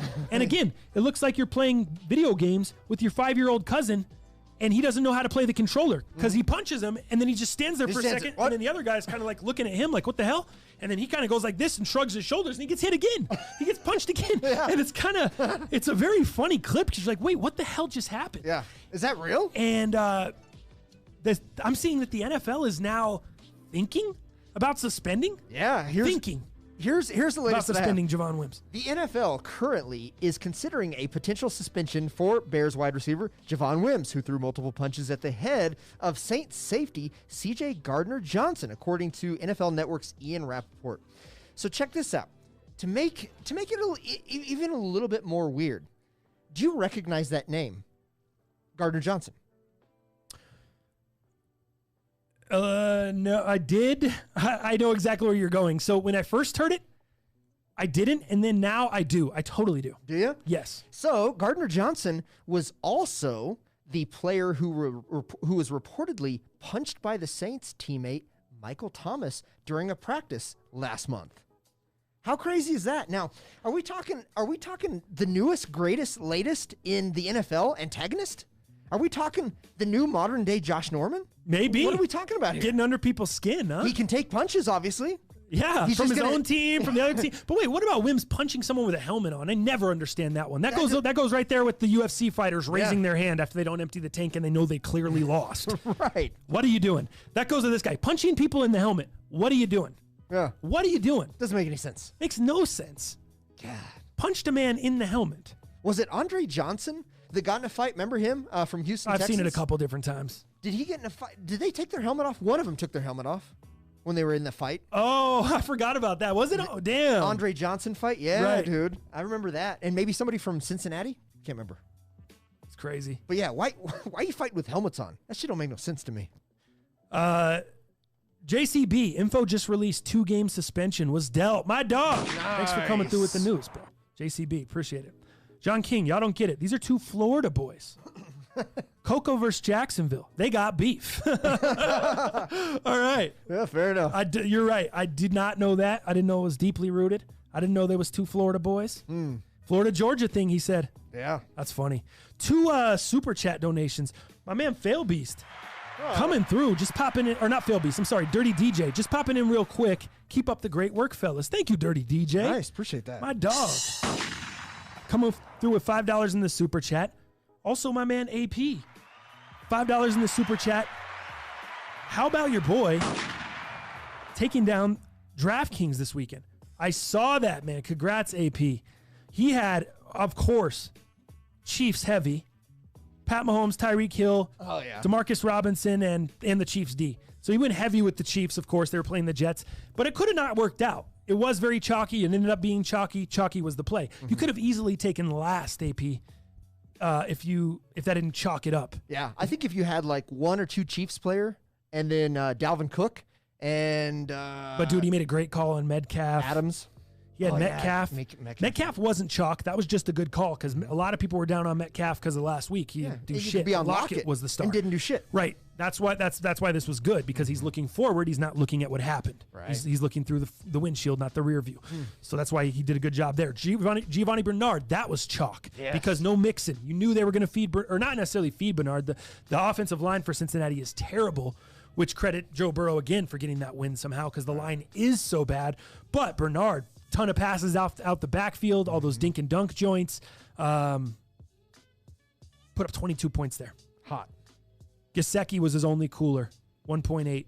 Harrison Bryant didn't do great either, 4.0, 4.5. But he wins the tournament nonetheless. AP, shout out to you, bro. 178. I took 18th out of 19 people. Not very good. You know what was not good? Me not even getting in the tournament. Not good. No, mine was not good. Yours. Below not good. You didn't even get in. 18 out of 19 is not good. Not even getting in Below is not good. Yeah, I mean, Oh, dude, I tried to get in, and second time this year you haven't got in. I'm not going to blame you. We were a little late, obviously, because you fell off the Yeah, grid. I got we were yeah. a little late to get it, and then nobody knows it except Zach here. Most underrated studios. Dallas has problems with passwords. He writes them all down, but he changes them all the time because he's always paranoid. I had a little password lockout yesterday on DraftKings, and I was playing golf early morning yesterday with one of my guys that's playing a tournament, so he wanted me to kind of evaluate his swing. Dude, I just totally forgot. Forget it all. I just tried, and it was, I was frustrated. I was like, DraftKings. this week. Yeah, passwords. Worst password guy in the world. In the game. So congrats to AP. Most underrated podcast fantasy football league. Uh-oh. Your boy's going to get the dub this week over Javier, 111-73. I'll take that win. Yeah, dude. Nice. It's going to put me at 6-3. Very good there. John King, former champ, 85-66 against Team Awesome. He really needs a win at 1-6 to try to turn it around. He did have Patty Big Gun. Who's he got left? Okay, so it's Ronald Jones tonight versus Scotty Miller tonight. John King's got Scotty Miller and a 19-point lead. Team Awesome's got Ronald Jones, and he's down 19. I think John King holds on. I think John King could do it. I don't think Miller's going to go off. Miller had 17 last week. I think that's a ceiling. 17-20. I think Ronald Jones could do. You know what? I think the Giants' run D isn't awful. It's not the greatest, but it's not awful. I think John King's going to be okay. All right. We're going to be all right. Dallas and the super team, 150-85 over Adam Eby. Number one. We needed that, Dal. Thank you. Yes. Because Eby, 6-1 in first place. Dal at 4-3. Knocks him off. I'm currently in third. You're currently in fifth. Eby in first. Let's not say I knocked him off quite yet. But it's 150-85. He needs 65 points out of Brady and the Bucks D. 65 points total out of Brady and the Bucks D. It's the Giants. The Giants aren't going to put up a shootout. Brady might be up 28-0 quick, and they might pull the plug. Might pull him. If the Bucks have looked how they've looked in certain games, they might be playing like a pile of shit and not be able to. Don't know what to expect. I don't expect. You're saying Brady's going to get 35 and the Bucks D's going to get 30. I could say Brady's going to get 40 and the Bucks D's going to get 30. I can see Brady getting over 30, and the rest. Who the hell knows what could happen in this type of game? But I can see Brady getting 30. This ain't the Dolphins D versus the Rams guy for sure. Okay, who knows? Their D is who knows. Daniel Jones might throw a couple pick sixes. I know. He might be in some trouble. And I don't know. It's looking good. All right, I might have jinxed us. This is not good. He throws 2 pick sixes and gets sacked like 4 times. Now you got me backing now out. I'm a little questionable. Damn it. So. Damn it. Hopefully we can take this win tonight. Worst fantasy year ever, Eli. I'm hurting bad this year. I'll be in 9th place. Don't you worry, John King. Points don't matter until the end. Use LastPass, Dal. You for your losing your passwords. Use LastPass. You ever heard of that? No. Get on it. I'll have to do that. Neighborhood. Always dropping gems. What's it called? LastPass. LastPass. Okay. Gotcha. Yeah, I think it's like kind of like a little password. I don't know, keeper. I'll have to check that out. Yeah, some little thing like that. All right, let's do a little bit of this, Dal. Heaters recap this week. Week 8. Brought to you by DenverSportsBetting.com. Oh man, what a tough one for us. This is the first week both of us have had losing weeks. One of us can usually hold it together with a 3-2. What happened? Your camera. What happened? I don't know. We're on this one, which is fine. But I don't need my camera. Who cares? Damn it. I mean, if you want to get up, you can. I can do the Heaters recap real quick. Run it down. No big deal. Yeah, get up. Let me just take a look at it. Go ahead and run that down. Come on, get up. All right, I was going to fix the cameras. Heaters, what was I saying here? Oh, it was a tough week. We went 2-3, both of us this week. Wasn't very pumped for it. And I'm just going to start off with Dal's loss on Thursday night. Falcons at the Panthers. Dal took the Panthers -2.5 at home against the Atlanta Falcons. He's been riding the Panthers a few weeks in a row. And what did I just say earlier in fantasy? I said AP did a good job because I gave him kudos of watching next week with DK Metcalf and not watching last week with Tyler Lockett. Dal, you were looking through the rearview mirror. Correct. And riding the hot hand. And riding the hot hand, which, not always a bad look, but maybe you know how it goes. We all do that in blackjack. We maybe stay a little too long. You stay too long. Any given Sunday. Right. Stay a little bit. So let's go all the way back to last Thursday night for this one. Okay. Atlanta's offense, explosive in the game, but only between the 20s. Falcons generated 401 yards of offense and 28 first downs. But fortunately for you, Dow, they had trouble in the red zone. So the Panthers were able to hang around the entire game. But just as they were getting going in the third quarter, this happens to your man, Tedward Bridgewater III. Down he goes. Flags fly, 3 of them on the play. Bridgewater got kicked in the knee by Dante Fowler, and he is still down, then gets hit at the back end of it as well. If you didn't see the game, Teddy Bridgewater. It was like almost, he tried to trip Teddy as he was running up through the hole. So he kicked him in the knee, Dante Fowler Jr. And then he got, as he was going down, it was like a late hit. They flagged him for 15 yards. Personal foul penalty. He got landed on his neck and it like cranked to the side. So Teddy had to come out of the game for a little bit.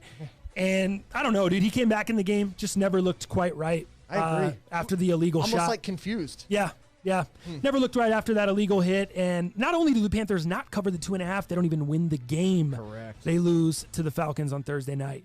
Let's move on to, should we do some wins here? Let's get some wins. The Rams at the Dolphins, +4. Man. Dolphins +4 at home. We love this one. We were together on it, the home dog, and it couldn't have been easier. I didn't see Tua only throwing 93 yards total on the day, though. Did you? I mean, how are they going to win if he only throws 93 yards? If you'd have told me that, I'd be like, yikes, this isn't going to look good for our heater. But they still won by 11. Even though Tua was a little shaky in his first start, didn't look great. I think he didn't need to. The Dolphins D and special teams really held it down. Did you watch this game yesterday or no? I watched just some of the highlights. Didn't watch the game. Dude, the game itself, I mean, it was never in question for us. I didn't need to. It was a feed up.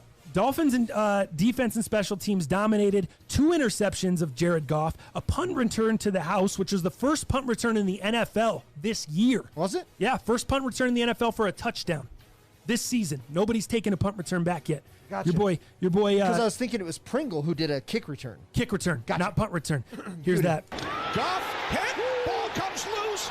Dolphins have it. Across midfield, it's Van Ginkel. And he will take it all the way for a Dolphins score.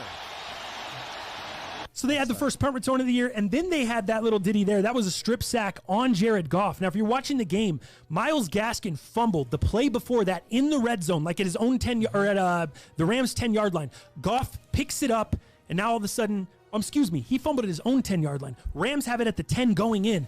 Goff gets hit the next play, fumbles, and the Dolphins pick it up and run it all the way back for a touchdown. So crazy. They don't even need the 4 points. They end up winning the game, and they cruise 28-17. Miami with the easy win. Let's move on to some L's. Dow Titans -5.5 against the Bengals. This line, I don't know if you saw this at game time. You got it at 5.5 because we picked it on Thursday. The line actually jumped to -7 by game time. I did see that. I hate when that happens because it usually means all of the public is piling on the heavy favorite, making them a heavier favorite, and that just usually never bodes well for us. That's exactly what happened here. Nobody gave the Bengals a shot, and they dominated this one from the opening kick. Bengals led the entire game, which made it really hard for the Titans to execute the run-heavy offense. Derrick Henry, and very impressive how Joe Burrow, I told you earlier, no O-line. Joe Burrow hung in there, picked up some third downs with some scrambles. I was very impressed with him. Dow and the Titans lose this one, and it wasn't even really close. 31-20. Ouch. Moving on to the 49ers, +3 at Seattle for me. This is another ouch. You saw this one yesterday. This one was total domination, and I didn't see it coming. Seattle led the game 27-7 entering the fourth quarter. Russ was cooking. DK couldn't be stopped, and Garoppolo was over here limping off the field. Is that another ankle injury? Was it ankle last time too, or was it knee? It's been ankle. It's ankle. It's another ankle injury. And Kittle also limping off to the best buddies back in the break, or not the break room, but in the in the facility, hanging together. Kittle's out too. I honestly, when I saw Mullins come in and he kind of started playing well, I'm like, geez, this could have happened sooner. Right. I wish Jimmy G would have gone out in the first half. Maybe would have had a shot. It's so weird sometimes when those guys like Mullins, he doesn't look good in a week where teams prepare for him. But if he comes in some like injury time or garbage time, he looked good. Nick Foles is your best example of that. Right. Similar. Yes. Very same thing. So yeah, this one was just terrible for us. Complete blowout the entire time. Not even as close as the score indicated. San Francisco and I both lose 37-27 to Seattle. Now let's get to our head-to-head games, Dal. Yes, sir. We ended up pushing on this. We didn't know any money. We'll start with the Raiders at Browns. Browns -3. This one was a pick-em by game time. Again, bad news for me. Pushed it all the way down. This was nothing but blown opportunities for the Browns. Cleveland was definitely in the holiday spirit the way they made mistake after mistake, gift wrapping this one for the Raiders. It started with Harrison Bryant's fumble in Raider territory, Jarvis Landry's drop on third down in the red zone in the first half, and then after halftime, he dropped a touchdown that would have made the score 10-6 at that point. Browns still leading. So even after all the missed opportunities, they were still in a situation where they could have been leading 10-6 if it weren't for the drops. Like Baker Mayfield, Carr, completely average. Raiders didn't win because of Carr. Let's get real. People that started Carr and DraftKings this week got burned. Yeah. The wind, the snow, all the crazy elements in that game. This is just a stinker. The only touchdown in the game was scored by the Raiders, Hunter Renfrow. Who cares? Dow, you win this one in a pooper. Yeah. 16-6. I think the biggest success on this, obviously, was the Browns just kind of gave up and couldn't capitalize on opportunities. But the other thing I would say, the old silver and black outrushed the Browns 208 yards to 101. It was on the it was on the ground game. There's no doubt. It was too damn cold, too blustery. You saw people trying to kick field goals. Impossible in this game. Yeah. You had to outrush the team, and you had to capitalize on any opportunities. The Browns did not do either. There you go. That's it. Dow wins that one with the Raiders. Final score 16-6. Vikings +7 at the Packers. This is one that dropped to 5.5 by game time, so I was feeling good. I was like, all right, cool. We got the value. We got +7 at least. But, a lot of public was on him. As folks say in Seattle, let Russ cook. Well, in Minnesota, they say let Cook cook. Dalvin Cook was the story of the game, finishing with a monster stat line of 163 yards rushing on 30 carries and 4 total touchdowns, including 1 receiving on this play. 4-man rush, try to set up screen. They've got some blocking. Cook taking advantage. First down and more. Dalvin Cook breaking free into the open. Cook all the way. Touchdown, Minnesota. 3 rushing touchdowns on the day to go along with that 50-yard screen pass for a touchdown from Dalvin Cook. Absolute domination coming off the injury. I didn't expect it. I thought maybe he'd have a decent day, but the way Madison looked the week before the bye, Cook was injured then. Madison got the start. Didn't look great, but absolutely crushed it yesterday. Didn't see that one coming. I only had Dalvin Cook in one fantasy league, unfortunately. But if you picked him in DraftKings yesterday, if you had him in fantasy yesterday, we're talking 45 to 55 points probably, depending on PPR or non. Packers defense just had no answers. Vikings don't even need the 7 points as they win outright 28-22, and it was not even that close. Right. There we are. We finished the week out. Both of us 2-3.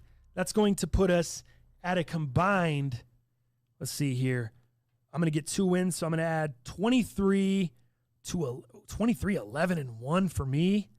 Dal Palantonio goes from 19 to 21 wins, from 10 to 13 losses, and 1 push. 21, 13, and 1, and 23, 11, and 1. We stay where we were. I'm still 2 games up. You still got me 2 games. That was the Heaters recap this week, brought to you by your boys at denversportsbetting.com. Like I said, you guys can go on there. They had a couple good things up this weekend for the UFC card before. So you can go on there, check out college football analysis, the pro football analysis with our Heaters stuff, UFC stuff. And they're going to give you guys picks, who their experts are taking for each of the cards. So you need help getting an edge, check out denversportsbetting.com. Cool. That was good. Sound didn't work. There you go. There you go. That was good. Nice. Yeah, overall, what'd you think of the NFL weekend? Oh, man, where do you even start with this? I think there was a few things that we learned, and I think the most important things to me were the Browns. I knew they were going to let us down. I knew I just knew that there was going to be some devastation there. You did. You called it. Yeah, with Carolina, that's against the spread. They're the second best team in the league against the spread this year with their record. And again, it was riding the hot hand. I thought you said it perfect. Teddy did not look good after that hit. He was awful, and I don't know what happened. So we still don't know who the Atlanta Falcons are. I was just going to say, can we look at some of these teams here? Yeah. Let's go with the teams that at least have 5 wins. Okay. I'm just going to start with Buffalo at 6-2. Are they real? What the hell is Buffalo at 6-2? No, they are not real. I think that is one of could be the most elite teams out there, and you do. Are they the worst team? Are they the worst 6-2 or 5-2 team? One of them, yes. Let's I don't know okay. if they're the worst. Here, let me run them down. Drill it down for me. Buffalo, you got Baltimore at 5-2, Cleveland at 5-3, Tennessee at 5-2, the Colts at 5-2, Arizona Cardinals 5-2, Rams 5-3, right there. Green Bay Packers 5-2, Bears 5-3, New Orleans Saints 5-2, and Tampa Bay Buccaneers 5-2. Look at all that. Did you just name the whole league? Dog, look at all that blockage. As we try to figure out, we're halfway through the season, week 8. Yeah. We're nearly through week 8 with the Bucs and Giants tonight. We'll be done. Who is real? Do we really know yet? Halfway through the season, what do we know about these 5-2 teams? Is there anyone you can look at and definitively say, no, they are not a contender for the AFC or NFC championship? Let's start with the AFC. We'll go Buffalo, Baltimore 5-2, Cleveland 5-3, Tennessee and Indianapolis, both 5-2. Tennessee, Indianapolis, Cleveland, Baltimore, Buffalo. Who is the most unrealistic team, and who's the most realistic team there that you see in the NFC or the AFC Championship? I'm going to say Buffalo is the most unrealistic. Their defense is squirrely. What happened with the whole Dolphins? I think they're starting to define a two-headed monster. Singletary can't get it done by himself. We've seen that. I have him in fantasy. I had him in fantasy last year. But with him, it's almost like when Cleveland gets Chubb back and they have the kind of the Chubb Zach in the Moss hunt. had a good day yesterday. Zach Moss and Singletary, I think they both had over 80 yards on the ground, but I think Moss had a little bit more fantasy-wise. I think they're starting to develop. Dude, they didn't look impressive. They were going to lose that game yesterday. Right. Cam Newton was driving the Patriots down for a game-winning field goal or a game-winning drive. It was tied at 21, and homeboy fumbles the ball. Here's the deal. No. Was it tied at? No, it was 21-24. They were either going to tie the game at 24 or they were going to score a touchdown and take the lead. That's right. That's what it was. Cam Newton's driving them down. Buffalo makes a great play on defense. Let's be real, but that's not Zach Moss or Josh Allen or that offense. Devin Singletary. That offense is poop. Did you see? I mean, the Patriots aren't even trying to win. There was no Stephon Gilmore. Right. I think the Patriots are tanking. And if I thought that before Sunday, I definitely think that now after yesterday's loss. I think Belichick's going to keep them close enough and they're going to tank. But as far as Buffalo goes, they don't look real to me at all. They say defense wins championships, and that's in any league, right? Whether it's the NBA, you look at what Greg Popovich did with the San Antonio Spurs. Buffalo, that defense is sketchy at best, and I worry about them. I do not think they're a contender. I'm going to go Buffalo, no, not AFC championship material. Indianapolis, 5-2. Phillip Rivers just is a turnover machine. Yeah. There's no way. He played well yesterday. He had a lot of little dump downs to Wilkins and Naheem Hines out of the backfield. By the way, Hines, that was the touchdown of the year, in my opinion, and the celebration of the year. The whole combo. He was running full speed, and he didn't even stop to spin. It was like he just spun at the speed he was running, and the spin move, like he did a tornado like 8 yards and somehow got to the end zone off the spin move, scored a touchdown, then gets up and does like a backflip round off back handspring, something nuts. It was sick. One of the most athletic plays and celebrations I've seen of the year. Anyway, I'm counting Buffalo out. I'm counting the Colts out. I'm counting Cleveland out. I'm saying, you know what? I'm counting Baltimore out. Yeah. Baltimore cannot win in big spots, and they showed it yesterday in Pittsburgh. And when a team forces them to be one-dimensional, when Lamar Jackson is running and he can pass, they're killing it. But when you close the run lanes for Lamar Jackson and force him to pass, he's terrible. Yep. If he can't run to open up the pass, he's not good. And certain teams, we've seen it the past few years, Pittsburgh being one of them, they play him really well. He had his worst game of the year back in against Pittsburgh in 2019. Last year. And that's why I thought this was the time. This was the chance to change the narrative. And they just decided not to.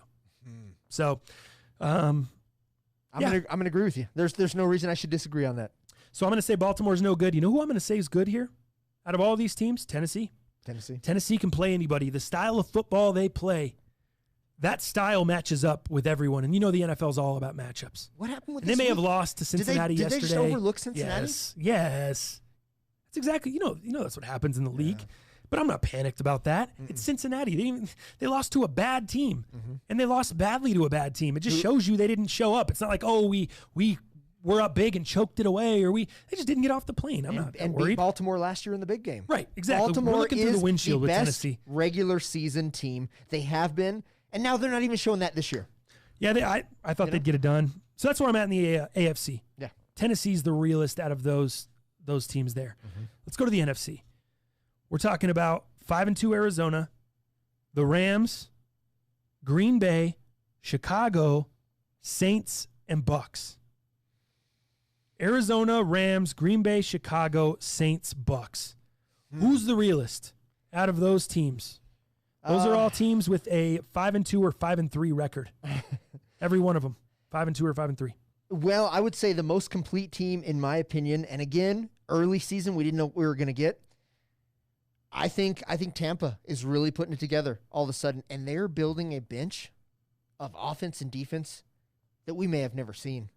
These elite names, if they can put this together, if this Bruce Arians, or not, is it Bruce Arians that's coaching? Yeah. Arians, Tampa. If he can come together and manage this squad of this many big names, and Tom Brady retires after this year, wins the championship in Florida at his own home, this might be their year. It feels like fate. I smell upset here. It feels like fate. If you got money on Tampa Bay tonight, I'd be worried, because will we still be thinking the same on Thursday when we come in here and Tampa loses to the Giants tonight in a shocker? Would you still be feeling the same? Because right now, I don't even know. Yeah. I mean, woo! It's a Tennessee Titans. They overlooked the Giants. Could it be? The Bucs overlooked the Giants. I'm just kidding you. It could happen, though. Who knows? I'm just being funny. But I don't like New Orleans. Their D isn't that great. I think their D put up 5 points yesterday. Michael Thomas, I just think there's some. I just don't think there's a good culture right now. Even with Breeze and Sean Payton, I worry about their culture. I worry about the team mentality. I don't see that there. Doesn't it feel like there's been a little bit of divide since Breeze's anthem comments or whatever? Yes. Doesn't it feel like? I forgot about that. Since then, it just feels like everything's not. There's division within that team. And I don't know if that's what it is. I'm just saying. It's a thought. Yeah. Since that has happened. Hey, did you remember? It doesn't feel like the continuity. Yeah. It feels like there's just some, like, I don't know, Michael Thomas, but going off and punching teammates and stuff. It just seems kind of. And we still don't know why. They just don't look the same either. He's still continually held out of practice and held out of games week by week by week. And we don't know. I don't know if you know what the cancer is within that organization right now. I'm against you, though. I'm going to say the Saints on those. Okay. Out of those. I think the Saints. You going to put 5 on it? I think the Saints are gonna come. They're gonna figure it out, dude. They're gonna get it together. They have enough weapons. I don't think they win the NFC. I think Seattle's got it on lock. Yeah. But out of the teams we just discussed with 5 wins, all those teams are 5-2 or 5-3. And are they going up or down at the halfway point of the year? I'm gonna say the Saints continue to trend up. And make the NFC Championship over the Bucs. You're saying Bucs. It's hard to bet against. How funny would it be if it's Bucs versus Saints and no Seattle? I know, right? It's hard. It's hard to bet against the Saints' experience. There's no doubt they've experienced highs and the lowest of lows. We talked about them earlier today with the the whole replay. How about this? How about we do 5 on it? That I say Bucs go further than Saints. You say Saints go further than the Bucs. There it is.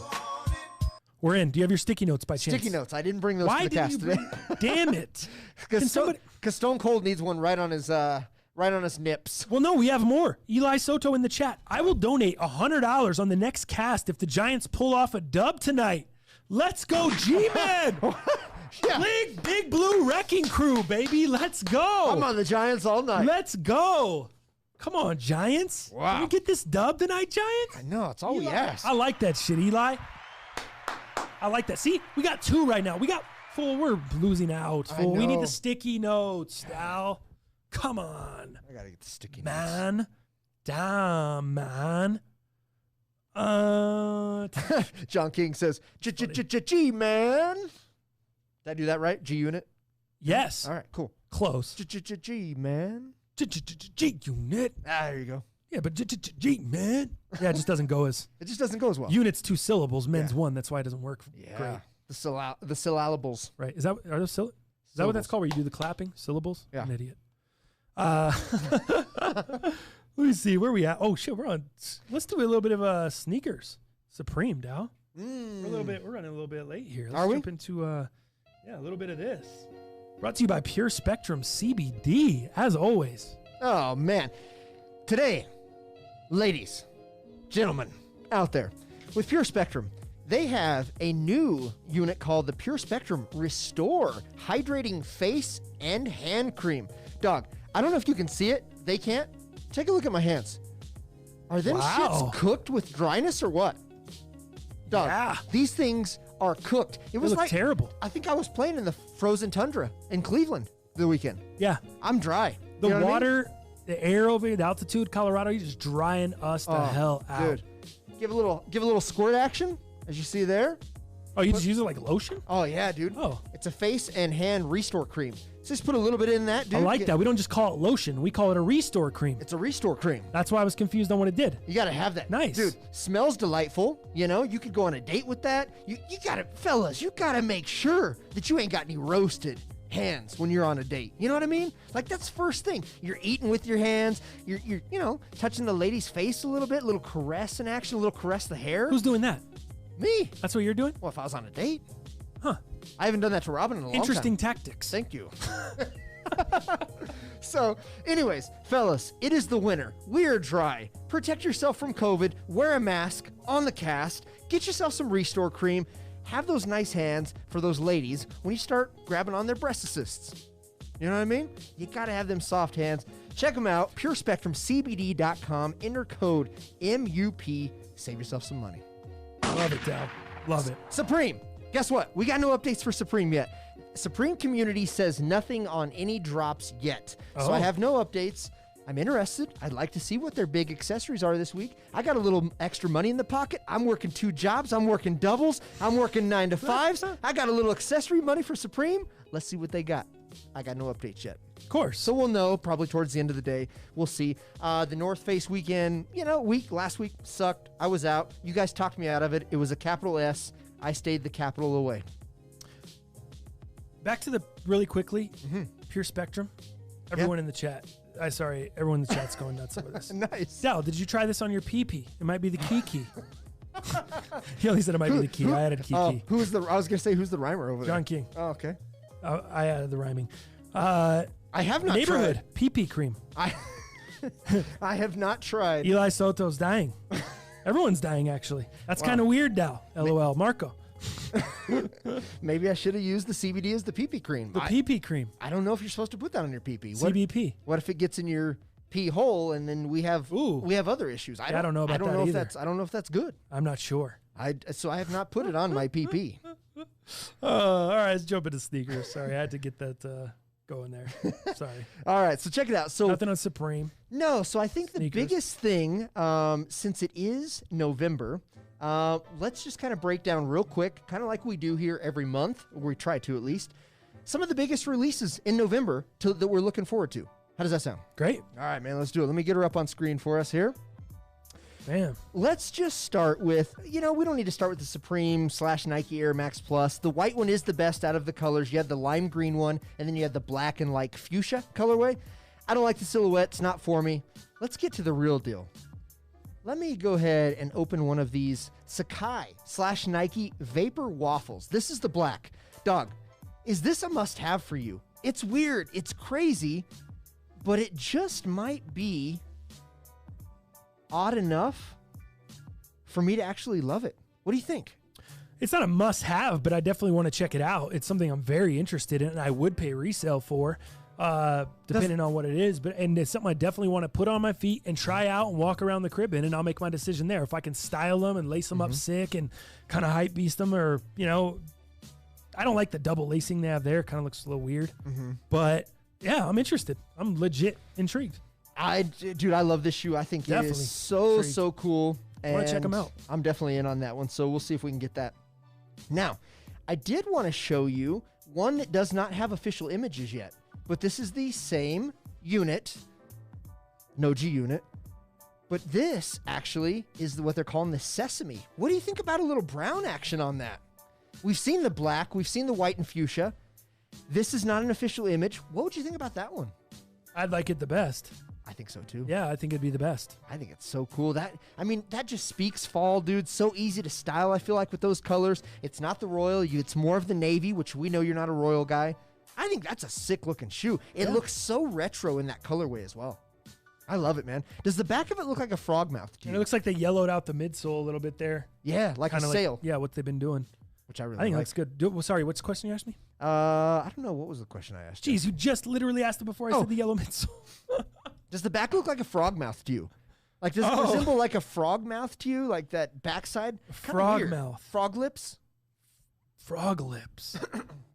I don't know. I'm not Not- sure that I've ever even thought not- about frog lips. not- I don't see it. Not what's his lips from Salute Your Donkey Shorts? lips. Donkey lips is shit. Oh, it's J-Dub such a- Killing Kick said too much ass on it in the chat. Eli said never enough ass. Ooh. Yeah, That's true. Yeah, I rock with it though. I really want to check them out. All right, let's get back here. G Unit, no Tony Yayo. Neighborhood. Nice. So we already kind of saw. Oops. I just got off a phone call and the first thing I hear is pee cream. Pause. Hello. You're welcome. Oh, Jackson. Oh, it's like pee cream. So we don't need to talk about the sail / fuchsia colorway there. Looking forward to both of those. The Nike Air Max 90 infrared. You know, this is an OG silhouette. It's nice, but it's not speaking to me. I don't really care that much. Do you have anything to say about that? Is there any reason for you? No. Same. Nah. Shouldn't be any resale. I think you should be able to get those, $20, $30 over, maybe. Yeah, I just don't wear Maxes. Which means like you're that. losing money off of fees if you sell it to Code or StockX. No shit. I don't see much with that. Not a huge fan. So that's your release on November 9th. November 10th, however, let me pull this one up. Zach, I know you're not a big... That's about the 9th Zach on the show today. What's the deal with it? There's a lot of Zachs today. Why? I don't know. I'm just wondering if you're... I don't know. I'm being professional, Dal, right now. All right. I don't know what to tell you. No one even knows me that in the chat. They were talking about it earlier. Everyone's confused. Sorry. I just, yeah. All right. Well, Wondering TTF, if check there's a this reason. out. So you're not a dunk guy. I would say I'm more of a dunk guy than you. That being said, you're probably going to be out of this. What do you think of this colorway? That 70s show carpet mixed with the Joker hair. It's exactly what I see. I see that 70s show and the Joker somehow. That 70s show like couch? The floor, the couch, the carpet, The like whole 70s. set? Brown. Brown. Yeah. They wear those the brown the brown pants and Yeah. the brown jackets and the brown. Looks just 70s. to me. Polyester pants, Yeah, all that weird just shit. looks. I think they're great. Yeah. I think they remind me of like Goblin from the Spider-Man series. Yeah. With a little bit of... Ooh, I don't know enough cartoons. Yeah, a little bit of Goblin and Hulk combined. That's the shoe. Okay. The superhero shoe, I guess. So I kind of see that, but I could see the negative stuff that you see as well. I don't think you're far off. Yeah, it's Shaggy vibes. Hey, at least it's not hairy. Teenage Mutant Ninja Turtles. I can see that neighborhood sign. Oh, a little Donatello. Yeah. Yeah. The brown. Wait, so what is that? It almost looks. Is it all suede, just like a long hair? All suede. Yeah. All suede. That suede that you can move with your finger and kind of see the texture difference. I love it. I think it's going to be great. This might be one I would go for if I were you, just to try to have a chance at resale, to sell it yourself. I see this being a great shoe for that. What do you think they hit? I see this shoe doing probably this shoe. Dal's accurate resale Hit me with the Price is Right. Let's go. Dallas Check this out. All right, ladies and gentlemen, here, Dallas here with the veneers that we're going to talk about here, which is the new Dunk Low SB. We're talking right now, forecasting in the amount of about $350 to $400. So if $350 you- to $400? So if you fools are trying to cop this thing for $100, there is profit to be made. You heard it here first. $350 to $400. That's what I think. Not bad. Yeah. I guess maybe getting 110, Yeah, I think they tax it at 100 or 110. 100 or 110. Yeah. Yeah, I think this is something you need to go for, man, just to make some money.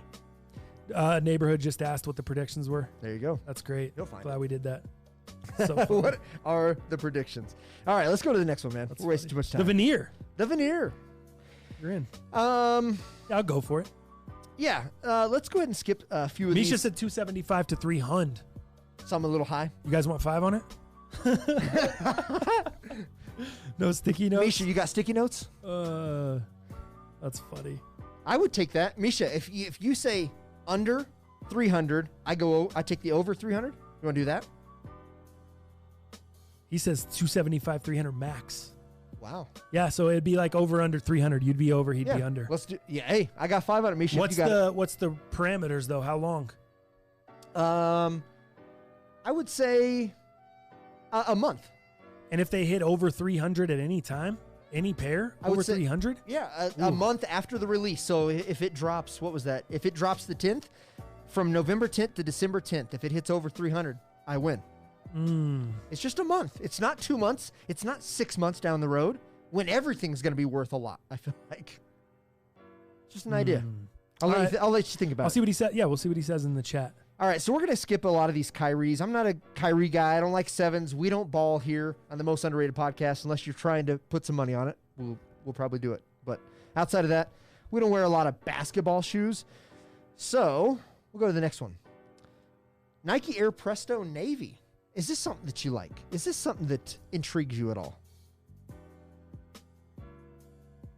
I don't need them. Kind of gives me a winter ice vibes. I don't know. Look cool. Gives me a Raptors vibe. Oh, Toronto Raptors. That'd be nice with some Raptor shorts, Yeah, huh? That's what it looks like to me. But they said navy, so I guess it's not purple like it looks like. No, it's purple. It's like a really light Air Presto paint. Navy is purple. Yeah, it looks a little purple to me, at least in this. And this isn't a stock image. This is off of Soul Collector, but I don't know. John King says I thought those were called USA. US of A. That would make more sense. Now they're just navy. Yeah. And they have purple. I'm confused. I'm so confused. Dude, you know what color of purple it reminds me of? Or AKA navy? Dude, remember the popsicles? The freezer pops? The Otter Pops? Yeah. That's the purple it reminds me of. Like an Otter Pop purple. Oh, yep. Yeah, that dude. light, like ice purple. Yeah, Yeah, there you dog. go. That's what you're saying, ice. That's that. They could have called that the Otter Pop purples. Misha said Olympic. He thought these were Olympics. Close to the Olympics, yeah, for sure. I believe that. Yeah, you know what? I'm a Presto What guy. does it say below? Read I'm the actu- description for me. What does all that shit say? All right, this navy iteration of the Nike Air Presto is inspired by the unreleased navy sample of the classic USA colorway that debuted in the 2000 Summer Olympic Games in Sydney, Australia. The shoe wears a navy sock-like upper with USA branding on the tongue, continuing the look or the patriotic colors on the tooling. Release date is November 11th at a price point of $130. So it says USA twice in the description, but those aren't called the USAs? They are not. Interesting. They call them in the Navy in the description and Navy up top. Weird. Funny. Interesting. It's cool. All right. I'm not a need for me, like not a must cop. Right. Again, I'm trying to thin out the stuff that I know will totally. sit there and I'm barely going to wear. All right. Arguably, you could say this is the most hyped this month. And if anybody wants to argue, go do your research. Here you fools go. We got some Nike SB Dunk Low with a little bit of Atmos elephant print. We have seen what the Air Maxes have done with the elephant. We have seen most stuff that Atmos touches wins, except that crazy pair. Remember that crazy pair, the 98s, I think that I have, that are all the yellows and blue, pinks and yellows and greens. Remember the two mismatch that I did? That's an Atmos. Oh, yeah, of course, yeah. That one tanked. But everything that Atmos touches, I mean, could always over $300. Always. This elephant print, though, that Tiffany blue, people are going to kill for these. Kill. I think so. When did you don't think these are more hyped than the duck joints? What's that? The duck ones? Oh, we're going to talk about those. I know you said these are the most hyped. I'm just asking. You think those are more? I think these are more hyped. These are more. In the chat, they said trophy rooms most hyped this month. John King. Well, but we don't have a definitive They'll be. release Trophy date rooms yet. are where it's at. We don't have a definitive release date on the trophy rooms. So you know which ones they're talking about, right? Yeah, of I can pull course. those up. Yeah, I said John King. I asked them if they were releasing down there. We need to go camp out. Oh, I know. God, I They're was, releasing at that trophy room down there. I was like, John, you put us up. We'll tell you John lady. King, put us up. I Yeah. was like, can your girls come bring us some food to the line full? That's all we need. Yeah. Just we'll camp out, bro. John King will take a COVID test when we get there. Just let us hang with you, man. He's not concerned. You need John King to take the COVID test. You're concerned. Okay. I was speaking for him. I don't know. Maybe he is concerned. Well, yes. Yeah, arguably the trophy rooms, I don't have them on the release calendar yet. The dates were supposed to be somewhere around the 11th. That was the projected dates. But this is on the 11th. This is in November. This is for sure coming out in November. We don't have a hard date on the trophy room, so let's move on a little bit, okay? Got you. These these obviously take the cake in terms of hype. Yeah, these Thanks, take Dad. the cake. All So This is a great shoe. I don't know what else to say, but that elephant print, Atmos, Tiffany blue, these are going to do so well, and they're going to be so hard to get. We're not going to have a chance. Of course. So. We may get a chance to see him in studio. Maybe our Chris Roberts. Or maybe our homie Chris Roberts come through. Get a connect. Yeah, that'd be sick. Yeah. Trophy room's not confirmed to release in November. Jason Ramirez. Yeah, that's what I'm seeing. It's just no dates yet. Most hyped are the Court Purples 2.0s that are finally coming to stores. Fail Beast. I love it. I think John King should give him money back. Shots. I heard the Court Purples came back. He ain't giving a date on the trophies because he wants the locals to eat. Believe what y'all want. That's what John King said. John King. We'll pay to fly out there, John King. But there's no date, so we don't know because he wants the locals. They don't want people flying out there. That's his whole point. I don't mind being in Florida a month. Yeah, John King will just come stay for a month. This fool's inviting himself to Kings for a month. He's got a lot of that top shelf alcohol at the house. That's funny. I think we could do all right over there. You and that whiskey. Maybe we go pick up a job at the outlets there for a month. John, we'll give you our outlet discount, dog. That's a discount on discount. Go and work at the outlets for a month just so you can be there when the trophy room's job. Still might not get him. Hilarious. Oh, that's hilarious. Some all-time greatness. Man, thank you. All right. So to bring out the shoe in which you just spoke of. The Turducken. You got it. Oh, the Turduncan guy. Turduncan. Turduncan Donuts.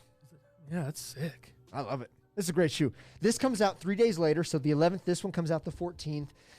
Concepts, obviously, have hyped this shit. Did you watch the Dunk video where he's like working with the chef and all that on sneakers? I haven't seen it yet. You got to watch that. Is this the third episode of the Dunk thing? Second or third? Oh, wait.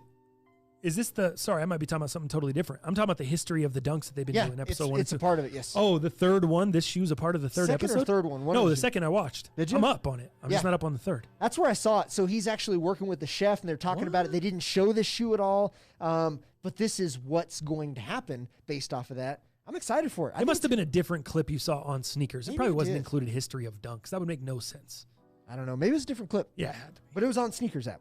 Sneakers, yeah, they kind of talked about it, and they showed him, obviously, owner of Concepts, the whole thing, man. So I think this is great, super awesome, and you know it's going to be great quality, just like the Walk the Dogs that I have are. Just awesome thought behind it, awesome quality, awesome materials. I expect high things from this. Love the midsole and outsole on that. It's like the inside of a turkey right there. It's like sorbet.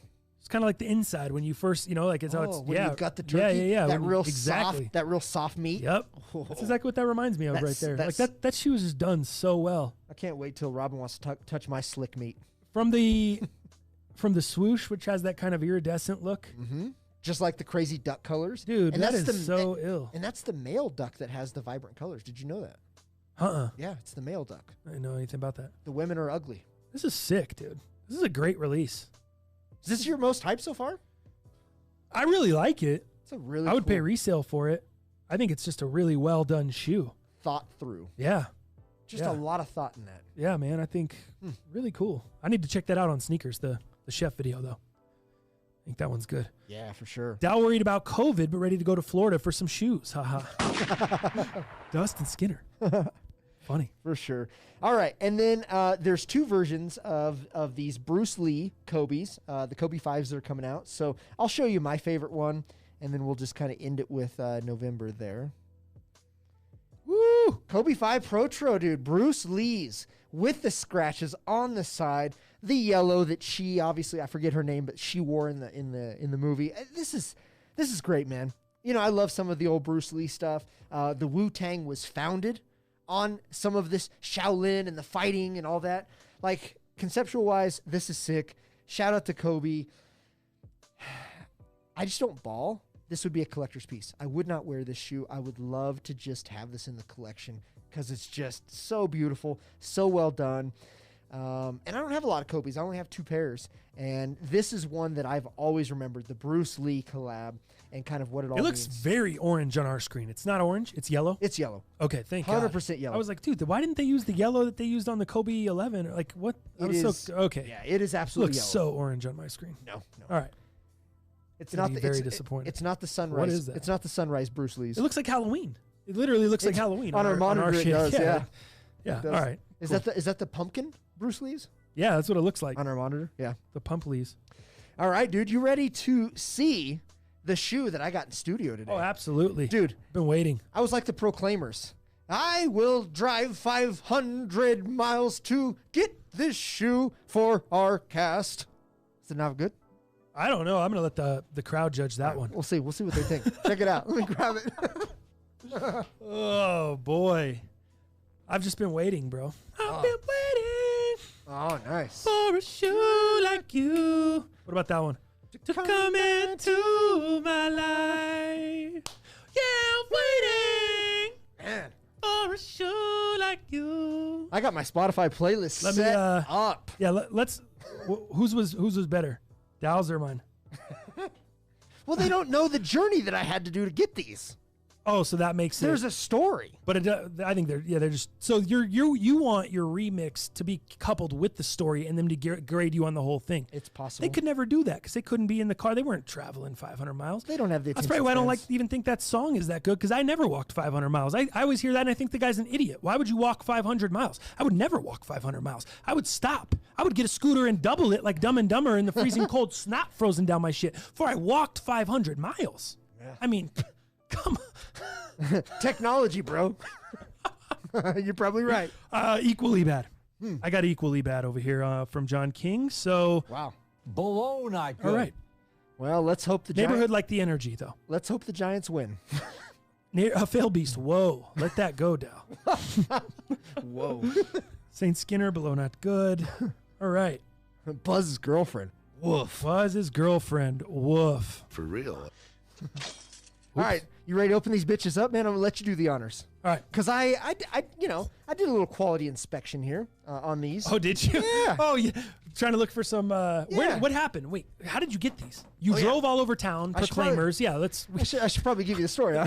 the crappy mashup overshadowed the story. All right, so now I gotta finalize it. All right, so check this out, man. The homie Zach, actually, who is new to our cast, he was in the chat on Thursday's cast. One of the associates from Pure Spectrum CBD.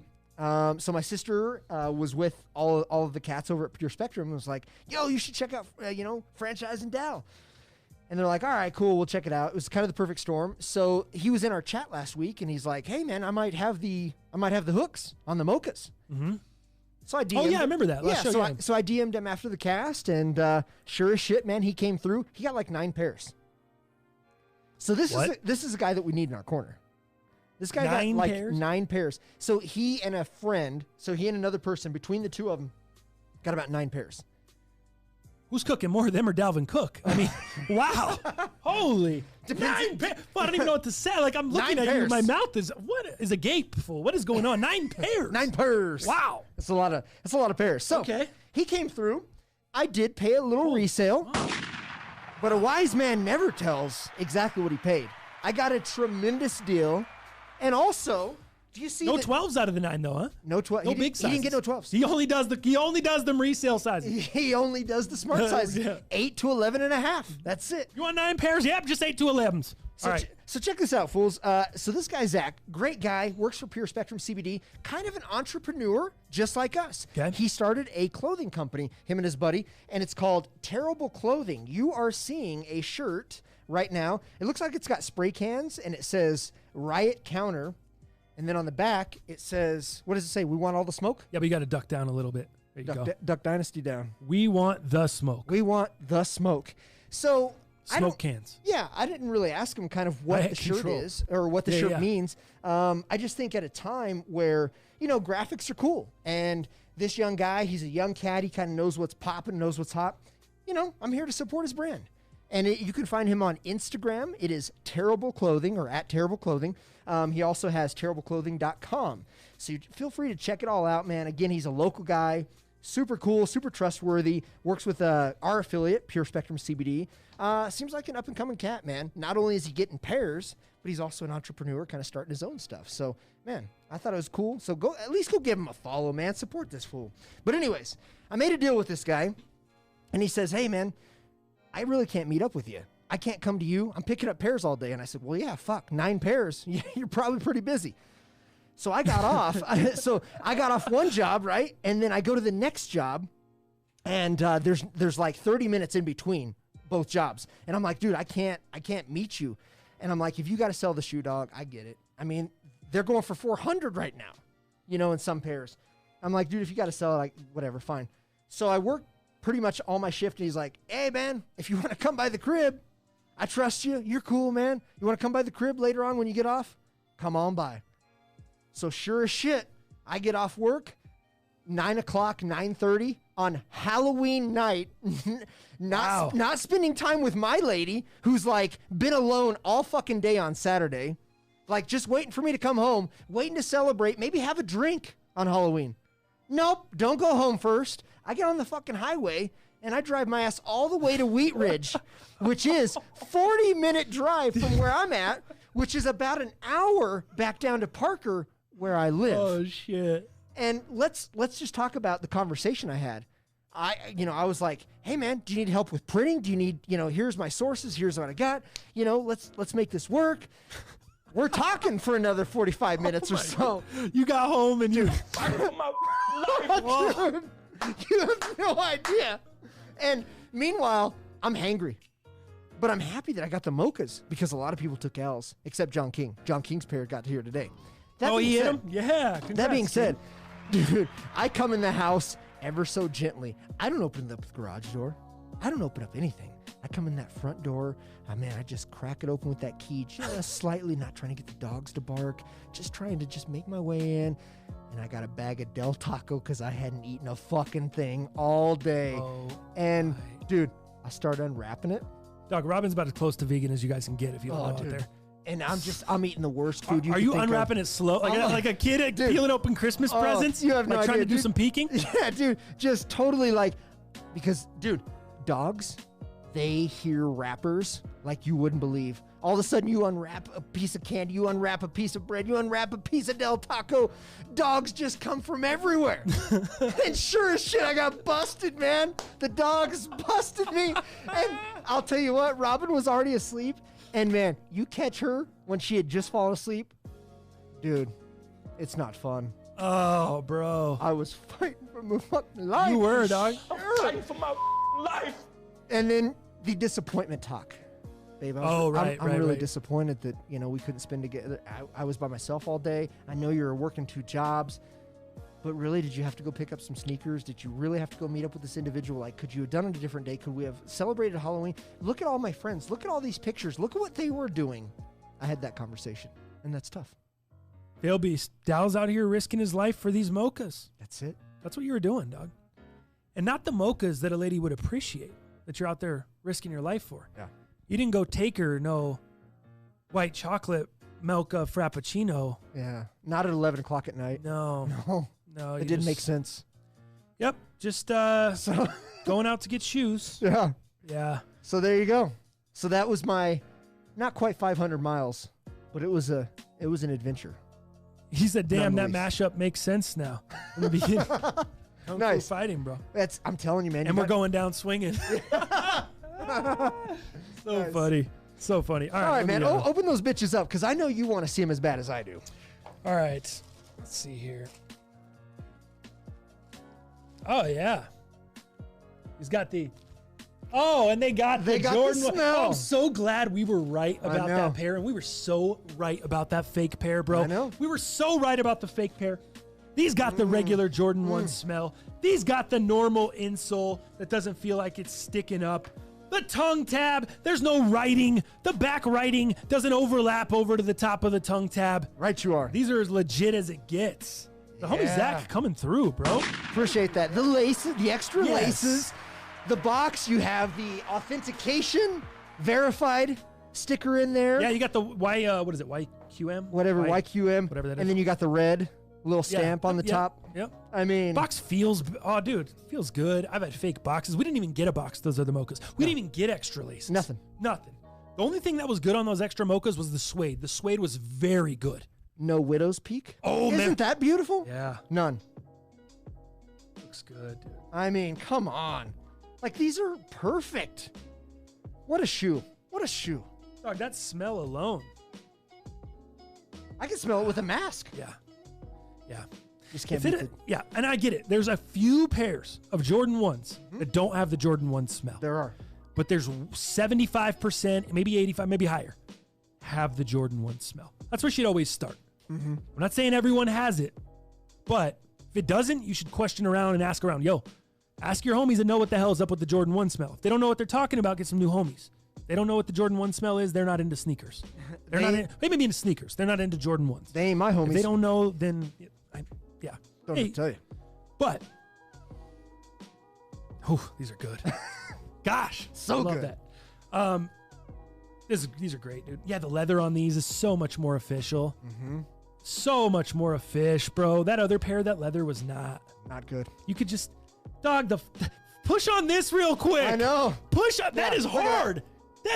That's. There's no trampoline action on my Dog. midsole. Or on my outsole. Remember that midsole? That thing was just jumping. Yeah. That thing was so Look, flexible. this one's even less. Yeah, dude. These are great, man. This is what they were always supposed to be. I know, we were just looking at them, comparing them to the fakes that we remember now instead of just. But dude, look at I'll switch to your camera real quick. Look at that. Check this out, bro. Look at this leather on here. I don't even know if it's gonna show up on camera, but side panel leather. Pretty good, dude. Pretty good. Not what I expected. I expected it. I didn't think it was going to be that good just from photos. But it's got a little crinkle to it. Little crinkle, Let's especially. be real. It's not the women's, what did we just view? The Lucky Greens Yeah. on the last show. It's not the Lucky Greens. Show them that toe box. What? That toe box got some massive crinkles in it. Looks real nice. Toe box, massive. I wouldn't say massive. I think it looks. It's not shadow. It's not shattered backboard. No. But it's not bad. No, and then like the black around the toe is really nice actually. That's what's got the cracks. Oh, that's what you're saying. See up that? top. Yeah. Ah, that looks glorious. Show up on camera. Yeah, I know what you're saying. But these are nice. These are a nice pair. They're not as nice as the Lucky Greens that we just looked at. They're not as nice as the Shadows that came out a couple years ago. That was another great pair. You remember the those Shadows? were fantastic. Shadows were so underrated. Those were 2017 now. Yeah. Can you believe that? And dude, they were flipping for retail all day. I know. Retail to 185, 200 all day in the Shadows, and now they're probably insane. They're over 3. Yeah. I'll tell you that. Yeah. So yeah, dude, I like these a lot, man. These are super nice, huh? great pair. Really good pair. You think the Pair that I need to go buy. What'd you talk about? You think the sale lace colorway might be the play? Would you do 1 and 1, one black, one sail, or man, I like that sail. I think that'd look really nice on that. I like the black. I think there's already too much white. The tongue is all white. The toe is white. The side panel's white. You throw white laces on top of a white tongue. That's the problem, I right? don't know. Anytime you have a non-white tongue but you have white laces, that's usually the play. Reversing that, right? Yeah, for me, I would go black on these. It depends on the shoe, but I'd go black on these, or I may even lace swap it to something crazy. I may get a little crazy. But yeah, is this a pair you're going to pay resale for? I was just going to ask you about that. Here, go to the main cam, that way they can see it. But there we go. Let me put my headphones back in here. Oh, I got you. The resale on it. We thought, and a lot of people in the chat said last week, hey, there's a bunch of pairs. Yeah. A bunch of pairs of these. We thought resale would be $300 after the drop because they were $330 before. Instead, it's the opposite. Resale's now shot up to $360, $380. And $360 on StockX, $380 on GOAT for my size. You're saying $4. Where's the fall? Are these going to come back down, or is that it? Is there not as many pairs as everyone thought? They're not going to 300. Yeah. And 360, 380 is what we're going to get because I don't buy off StockX, so I got to pay off GOAT now. Right. So, I think they're going to hold pretty well, but here's what they're going to do. They're going to dip a little bit next week, or this week, I should say, that we're on. When people get their pairs, you're going to see a little dip, but you're going to see a steadily rise, I think, as time goes on. I think this is too much influenced by Travis Scott, and Travis Scott Jordan 1, what he did, the colorway, the fall colorway. This is arguably, probably, in my opinion, one of the most, I think this is the most wearable Jordan 1 that has come out this year. I mean, you even look at the smoke grays that have a little bit of red. These don't have any extravagant, this is the most neutral shoe. This is the most neutral Jordan 1 that's come out this year. It is the most wearable. It is the most neutral. It is the most resembling Travis Scott Jordan 1. this will only continue to go up. It'll dip when people get their pairs because they're like, oh, I gotta sell them real So you quick. think it will go down, not to 3 though? No, Not to 3. I do not. I mean, maybe in a couple weird sizes, maybe, but no. This is going to hold above 3. If you can get these, I think anywhere from $315 to $330, I'd probably buy at least. I would secure a pair. Now, would I buy 10 at $330? No, because I want bulk pricing at that point. But if you were buying one for the collection, if you get it somewhere between $315, $320, I would say buy. I really would. Jason Ramirez, get some pink laces with a laughing face. I think that's, laughing aside, I think a lot of people will do that. I know. I think a lot of people are going to just put pink laces in these because then it really makes them, Right? you know, little closer to that Travis Scott. You know? Mm-hmm. It's crazy. Jefferson Jr., anyone live near a shoe palace, they received their shipments of Mochas this week. Yep. So they're doing a drop when? We don't know. Just getting them in? Or? They're just getting them in. And I don't know if they'll put them on their gram or whatnot, but I think if you live close to a shoe palace, you do. I'd keep an eye out, dude. God, I would try to make friends with the shoe palace today. I would go to the mall today and make best friends. Because Shoe Palace has not got their shipments yet. There was also JD Sports. We used to have a Connect back in the day. JD Sports hasn't got all of their shipment as well. So there's a couple companies out there that are still waiting. Yo, if somebody gets a hold of a 12, holler at your boy. I'm really looking to get one of those. That'd be nice. I thought you don't do white toe boxes, fool. Neighborhood, Jordan 1s are something. I don't love it. I love the colored over. That's why I like the OG Pines. Pine greens. I love the green toe box. 1.0s. Court purples. I like the 1.0, the purple toe box versus the 2.0s with the white. So if I am choosing like that, I don't want the 2.0s. I'd rather have the 1.0s. Does it make the 2.0s not coppable? No. Does it make these not coppable or likable? No. I'd rather this was sale.